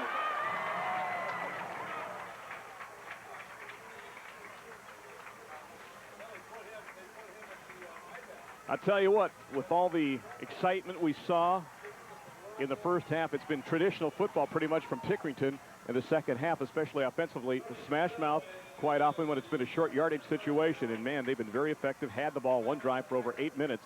And now they're up by 9 points with 6:12 left to go. And I think what set the tempo was that first drive in the third quarter where they lined up, ran a whole bunch of plays. And here it is. The two sophomores that we talked about earlier, Reed and Crabtree in the backfield. They just line up, here we come, stop us. And that's what Pickerington has done this whole second half from the first play of the third quarter. Has lined up and said, we are going to come straight at you. We're going to run traps up the middle. We're going to run power football off tackle. We're going to toss the ball out wide. You see what you can do to stop us. How about them Cowboys? Got a cowboy hat on. Yeah. Anybody been convicted for the Cowboys this week? I haven't noticed. This is not the end of the week yet. That's true. Still have time. Unless you're watching the second replay, then we apologize. Yes. We'll check the blotter down in Dallas. Great football team. They can keep their heads on straight. 28-19. Crowder to attempt the extra point and make it a 10-point bulge. There's the snap. The kick is up, and the kick is good. It is 29-19. The home team on top. All right, 6:12 left to go. You've got one timeout left. You're down by 10 points. It's Christie Lane football. One play at a time, one score at a time. If you're Tony Pusateri, what do you tell your squad right now? We got to score. But more importantly, it's this point in the season with a bunch of young players like he has, it's what kind of grit and determination do we have? Is Reynoldsburg going to just roll over on their back and play dead the rest of the game? Or are they going to try to find something down deep inside of each one of them? And let's go after them, and at least let's try to get something going here and get after them. Their offense has only had the ball 6 plays this half. That's what's amazing. When you think about what Pickerington has done offensively, they've just simply taken the opportunities away from Reynoldsburg. You can't see that Reynoldsburg blew anything here in the second half offensively. They quite honestly have not had the chance in this contest. You look at the series, Reynoldsburg won the game last year 26-11, but Pickerington won the 7 prior matchups before that. And 2 of those games went overtime. Well, still possible here. Stranger things have happened. 6:12 left to go, but first they need some kind of score that will get the ball back here. And let's see if that kick sails out of bounds, and it will. Not the thing that Jack Johnson wanted to see. I know you want to keep it away from McGrady, but not out of bounds. No. Because they've been doing a good job of covering the kickoffs. Now, unfortunately, what they've done by kicking the ball out of bounds is given Reynoldsburg great field position. And he'll mark it out to the 35-yard line. There's been an active guy tonight for the Tigers, Jason Marr, whose leg is looking stronger here in the last few minutes after he was on the field for about 5 minutes. And he's been one of the key players. Talk about size of the player, talk about size of the heart. It's the size of the heart in Marr, because when you look at him numerically, say, look at this kid. He stands 5'7", he's 162, but 90% of that is heart. It is McGrady and Kiss wide at the bottom of the formation. First and in essence 65 from the 35. Washington, quick pops over the middle and nearly picked off by one of the sophomores we were talking about, Lawrence Reed. Yeah, and he's just doing what a linebacker does. It's a pass. The ball is flowing his way with a rollout, and Reed is just getting some depth and getting width. And Washington is lucky that that ball is not coming back with a purple jersey wrapped all over it. Another play you were talking about earlier where the quarterback doesn't see that linebacker, and all of a sudden after he lets go, he says, oh my God, there's that guy right there, but Reed can't come up with it. 2nd down and 10 now, down to 6:09 left to go. Mark it at the 35-yard line. Pump fake, Washington looking downfield, has McGrady. He's got to step on his man and just overthrows him. Check that, that's McGee right around the 40-yard line, so it'll be 3rd down and 10. And what Reynoldsburg did here, I like, is the fact that they came out with the same formation. They snuck McGee in as a tight end. Somebody lined up near the line of scrimmage on the backside. Washington looked to his right, gave McGee a chance to get running out and up. What he's going to try to do is get to the outside, get some width, and then turn up the sideline, use his speed.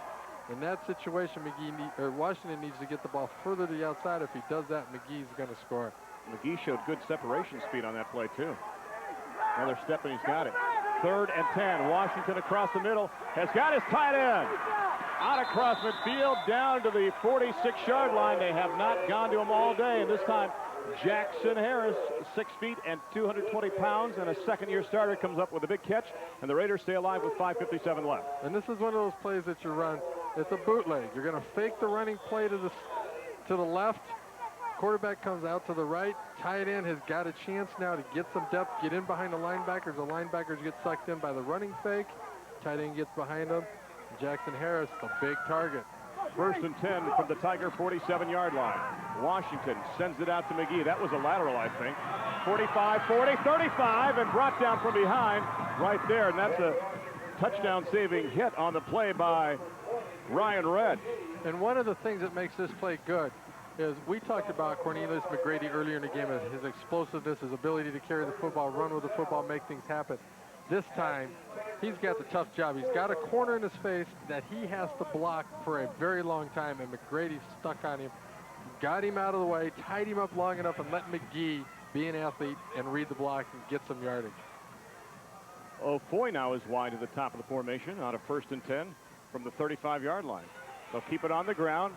It's McGee, 25 down to the 21-yard line with 5:26 left to go, and the Raiders saying we still got some time and some speed and some determination left. They've got another 1st down. And just when it looks like they're about ready to fall apart, early in the Marcus Wright is cramping up down at the 26-yard line. Excuse me, Mike, and he cannot get up to his feet.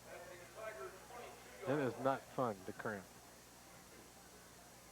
Nothing like having a little tiny cramp when you get up from your couch and your toes cramp up. Try to have the whole leg cramp up. Not fun.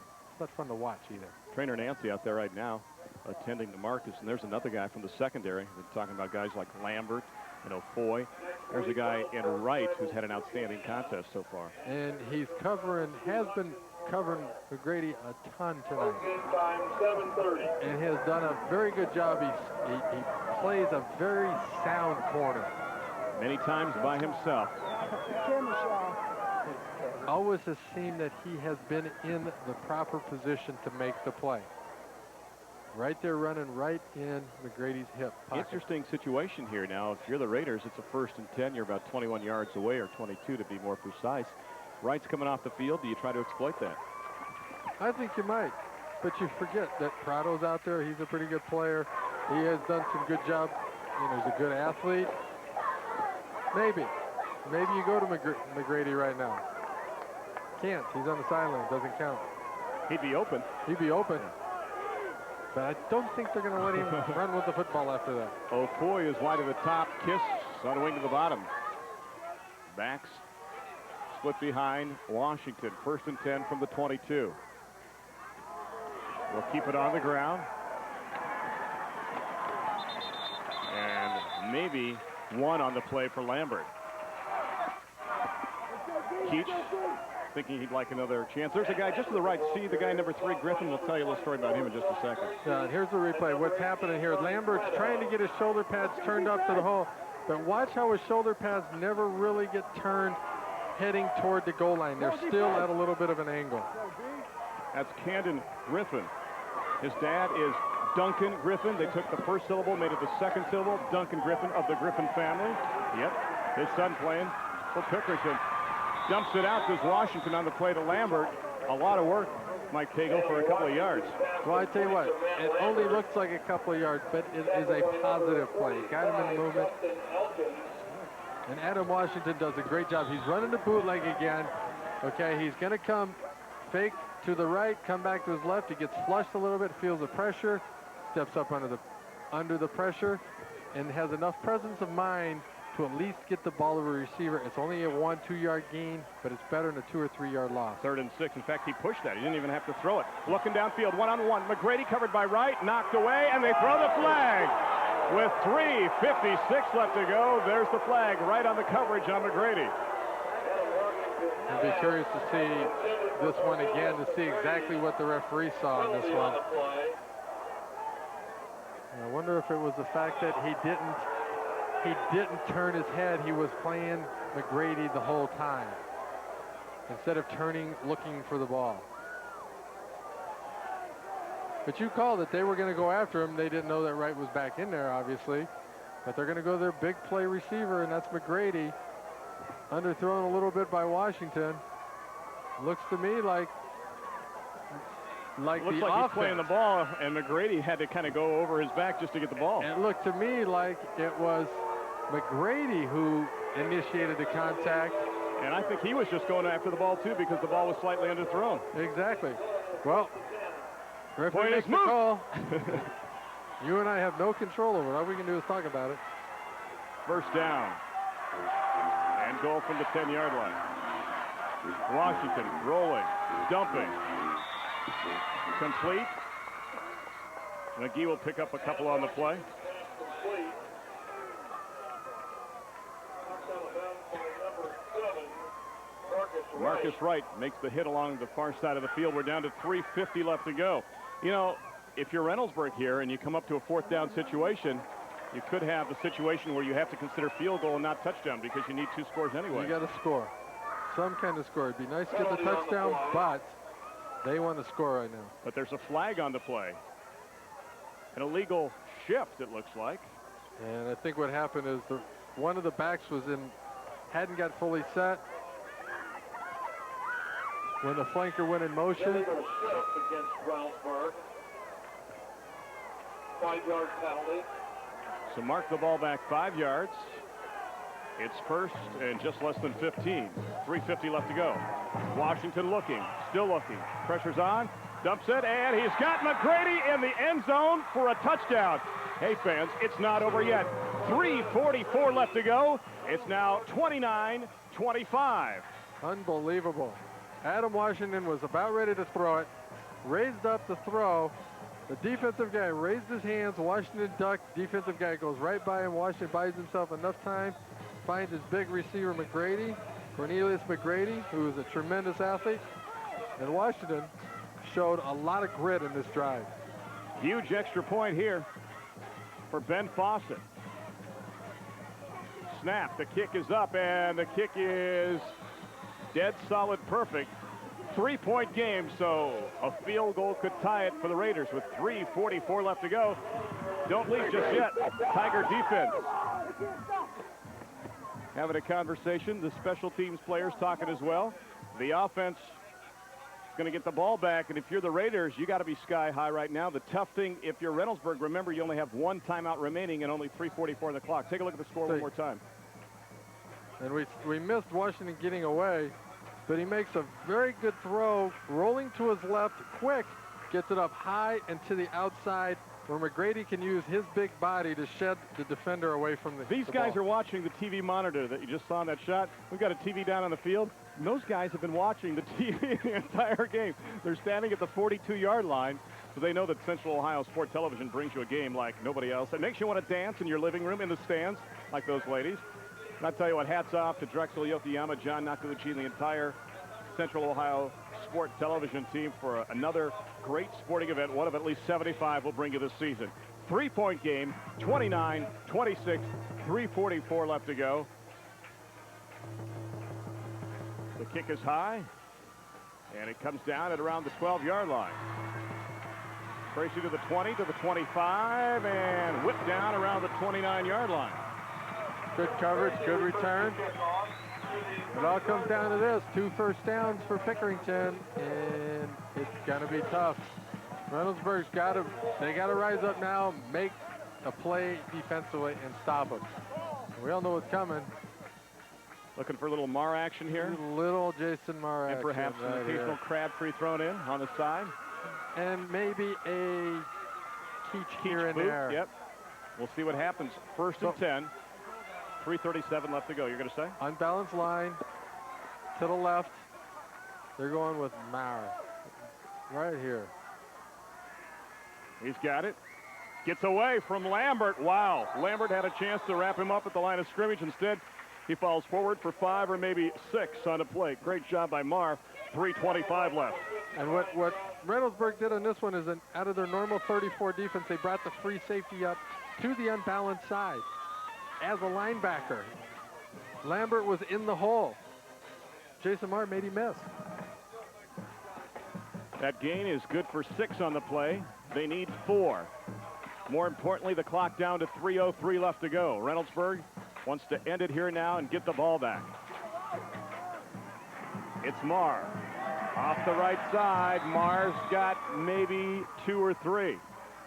It'll set up a third down situation. Raiders have to hold here. And here we go. It's what we talked about in the third quarter. Remember, Pickerington had the ball for 11 minutes almost. Only came away with 3 points. They put the touchdown on in the fourth quarter. It's been matched by Reynoldsburg. We're down to 3 points. Big play of the game right here. Third down. They need more than 2 with 2:22. We'll call it 3rd and 3 officially. Marr's got it. Try to turn the corner. The pressure's there, and he's brought down from behind. Hogtied back at the 37-yard line, making the hit on the play. Number 53, J.P. Stearns.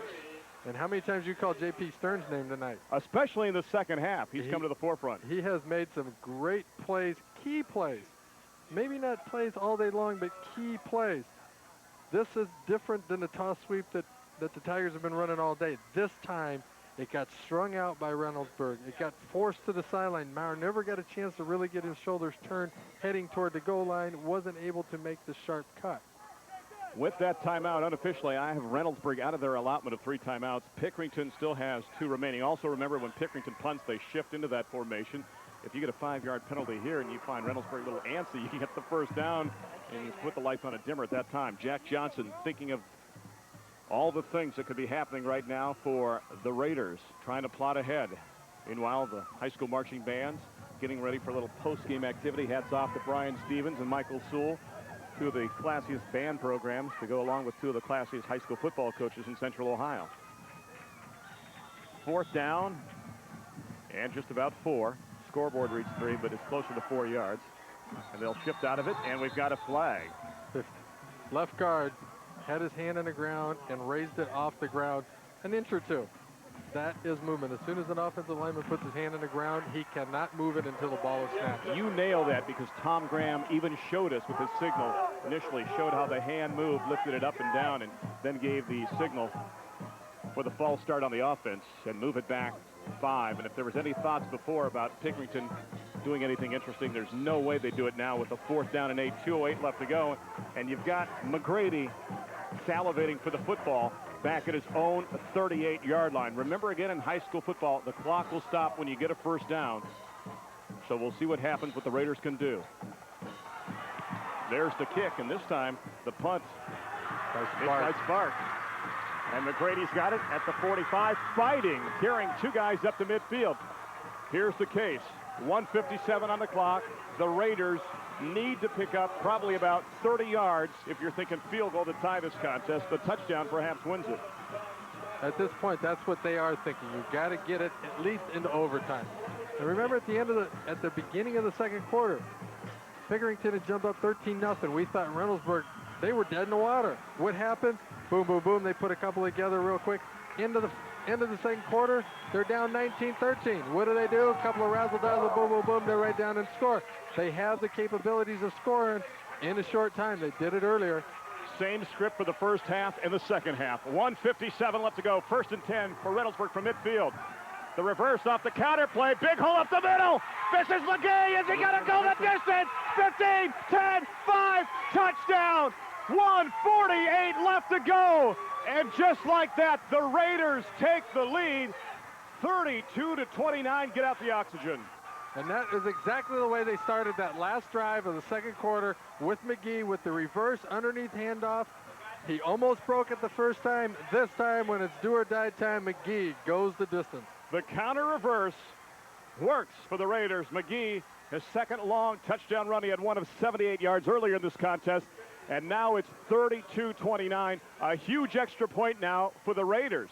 If they get this, they force the Tigers to score a touchdown. And there's still 1:48 on the clock. The snap, the kick is up, and big extra point for the sophomore, nailed by number 16, Ben Fawcett. The Tiger fans are shocked, but remember, 1:48 left. They have 2 timeouts. And they have the capabilities. Here's the replay. Look at the pursuit is chasing the first handoff.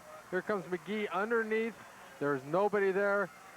And this guy is fast. You get him a chance in the open, ain't many gonna catch him. And this guy is also like everybody else we've been talking about, it seems like tonight, just a sophomore out there for the Raiders.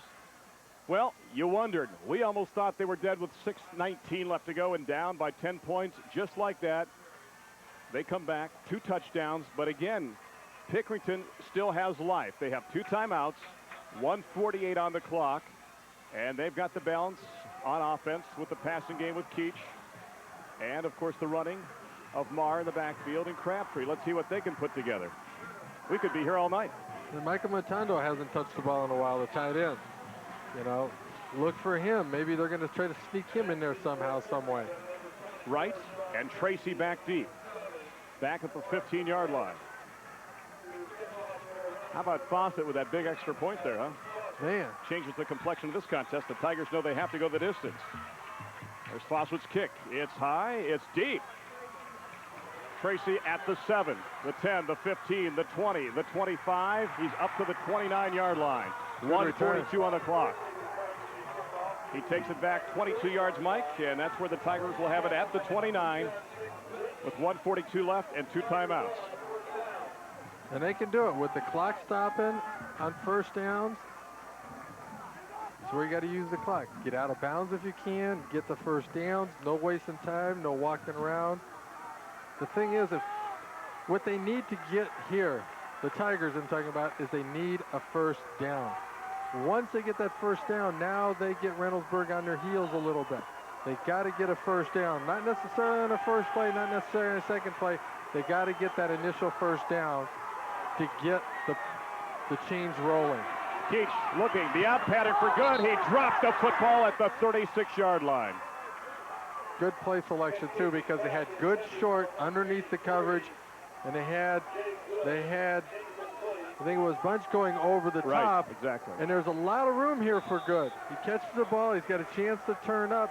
Got himself a little bit off balance with the ball being a little low and wasn't able to corral it, but he had a chance to catch it, get a couple yards, get out of bounds, stop the clock. Prado is in as a wideout. Remember what I said earlier about him being a quarterback, too. To pull out all the stops, even though it's game 1 in a situation like this. 1:37 left to go. Keach with pressure on, looking at, he's brought down back at the 20-yard line. Huge hit made on the play for the Raiders by number 36, Sean McGrath.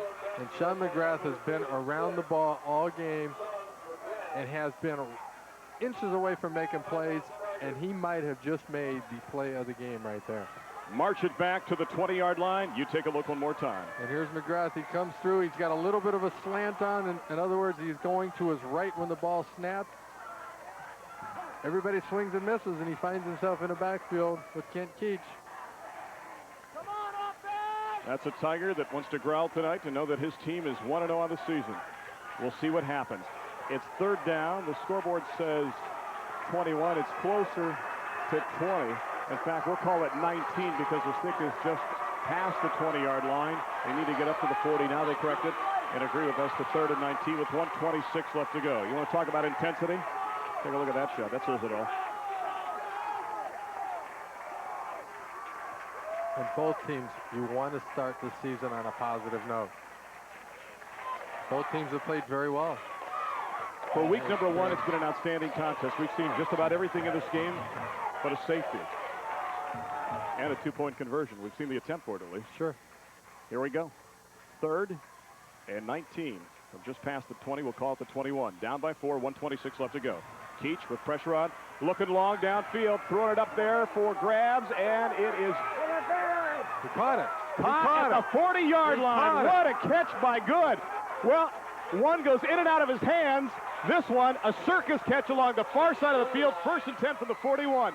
Don't go celebrating too much. Remember, the clock will stop when they move the chains, but you got to move on if you're the Tigers. Take a look. And what's good, he's just going to go out and go long. And Kent Keach throws this ball into the coverage because Reynoldsburg's playing back. Lambert, no Foyer there. Watch the ball in the air, oh, off the thigh, his legs, into his chest. Back to live action. 1st and 10 from the 41. Keach downfield, puts it up for grabs. It's picked off. Picked off by McGrady. McGrady's got it at the 35-yard line, and that might seal it. No, and that's a crying shame. He didn't see him standing out there. McGrady was hiding in the weeds, as we used to say. Huge play by Cornelius McGrady. He picks it off, brings it back to the 35-yard line. 1:02 left on the clock. I have the Tigers with 1 timeout remaining. And that looked like the same play they had run earlier. We're good on the sideline, had the ball bounce off his leg. That time, Ken Keach tried to force the ball down the field to the inside receiver slot, going to the corner. Cornelius McGrady was just standing there waiting for it. I tell you what, with the way this game has gone, I'm not going to say anything until Tom Graham, the referee, picks up the football and leaves the field. 1:02 left to go. The Tigers have 1 timeout remaining. Marcus Wright and company looking on. We might have to wait until they turn the lights off. Washington, you assume, will take a kneel, but first he'll take a flag. I don't know. Not with 2. The Tigers having 2 timeouts. I've got him with 1 left. With 1 left? Procedural call will mark it back 5. Oh, yeah, right. When did that happen? Kent Keach looking on. I'll tell you what, he gave everything he had in this contest. That man has played very well today. He has nothing to be ashamed about. He's going to do a lot of good things for the Tigers this year. This has been played, Mike, like a week number 9 contest when you're fighting for a spot in the playoffs. McGrady to the top, but I don't think you have to worry about him. 1:02 left. Washington. Oh, my goodness. Thought about handing off, and he turns around, and he got hammered big time by Ross Vendetta. Well, and Reynoldsburg's lucky there. I'll tell you what, if he bounces that ball out of his arms, it's a brand new game here. 1 split second later, and the ball. Woo-hoo, look at that. Vendetta got him just before he extended. If Washington has extended that ball out and Vendetta hits him, that ball is very close to being on the ground. Timeout taken with 55 seconds left to go. Unofficially, I have both teams out of their allotment of 3 timeouts here in the second half. A reminder, next week, it's the high school football game of the week, so we will pick the high school football game of the week. Mike will take a week off. We see him in the odd weeks. Greg Fry to join us next week, and we'll be somewhere in Central Ohio to bring you the best game. Check your listings the middle of next week. The contest we'll bring you right here on Central Ohio Sport Television. Playbacks normally at 7 p.m. on Saturday and Monday on Inside Channel 36 and Warner Channel 24. If you don't have the upgrade, it would be Warner's Channel 57. Thanks to everybody at Inside and Time Warner and Central Ohio Sport Television. Well, I tell you this time, if you're Washington, I think you can tell them take the knee or go back a couple of yards without turning around. Just back up and go down like that. You can see him reaching over the top. It'll be 3rd down. If you're the Tigers, you help everybody up, including the referees right now. Right now, you set the ball. Do everything you can. You take Tom Graham's arm and you make that clock start running. 3rd down, 39, 38, 37. Clock ticking down. You see it here at Tiger Stadium. Raiders up to the line of scrimmage.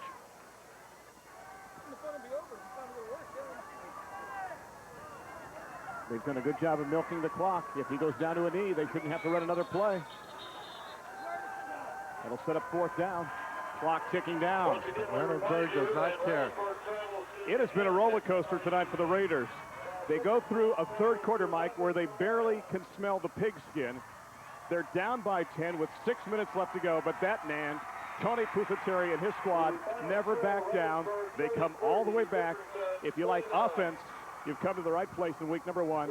Reynoldsburg victorious by a count of 33-29. The fans are going crazy along the far side. The Raiders rule in week number 1.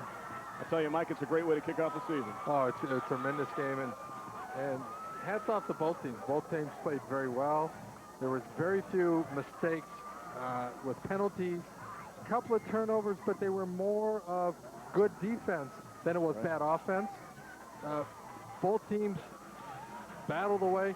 The big key to it was 3rd quarter, Pickerington had it going, did not score any points. And it's all over. Reynoldsburg victorious by a final count of 33-29. Mike and I will wrap it up here on Central Ohio Sport Television right after this. Stay tuned.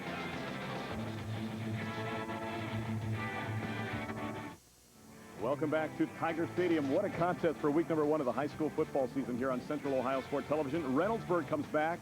2 touchdowns in the last 6 minutes, and they pull it out, getting by the Tigers of Pickerington 33-29. I'm Randy Reinhardt alongside Mike Pagel. We had just about everything you could want in week number 1 of a high school football game. Well, it was a well-played game. Both teams are relatively young, but they did a good job of maintaining a minimum amount of penalties.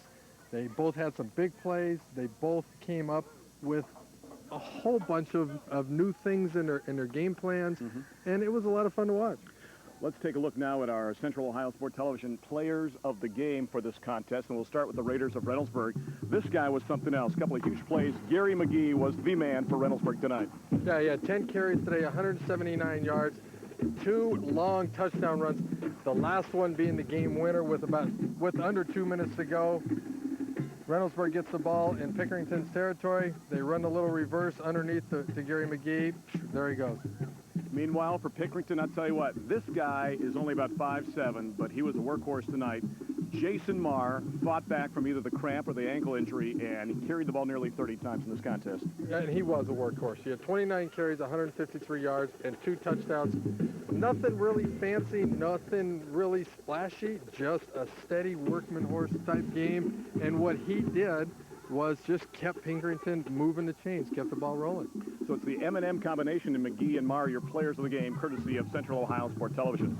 Time now to take a look at the team stats in this contest as Reynoldsburg is victorious by 4. You see the first downs, you see the rushing yards, passing yards. A lot of offense, Mike Pagel, for week number 1. Well, the thing that's not shown here is both teams are very balanced. You know, we're looking at 6 yards difference. The 3 turnovers for Pickerington hurt them. But what it was when Reynoldsburg needed to make a big play, they made the big play. I'll tell you what, you did an outstanding job here in week number 1. Can we get you to come back in week number 3? Sure. Love to come back in week number 3. Oh, he's the man. I'll tell you what, Mike Pagel, former NFL quarterback, joining us every other week here on Central Ohio Sport Television for a high school football game of the week. And remember, each and every week, it is a wild card contest. We'll decide by the middle of the week what game we'll be doing. We'll let you know. Watch on Insight and Time Warner for all the information. And, of course, right here on Central Ohio Sport Television. Thanks for coming back. See you in 2 weeks. Oh, my pleasure. Our final score one more time. Reynoldsburg rules. They pull it out in the last 2 minutes over Pickerington. The final score, Raiders 33, the Tigers 29. For everyone at Central Ohio Sport Television, I'm Randy Reinhardt. So long, everybody, from Tiger Stadium in Pickerington, Ohio.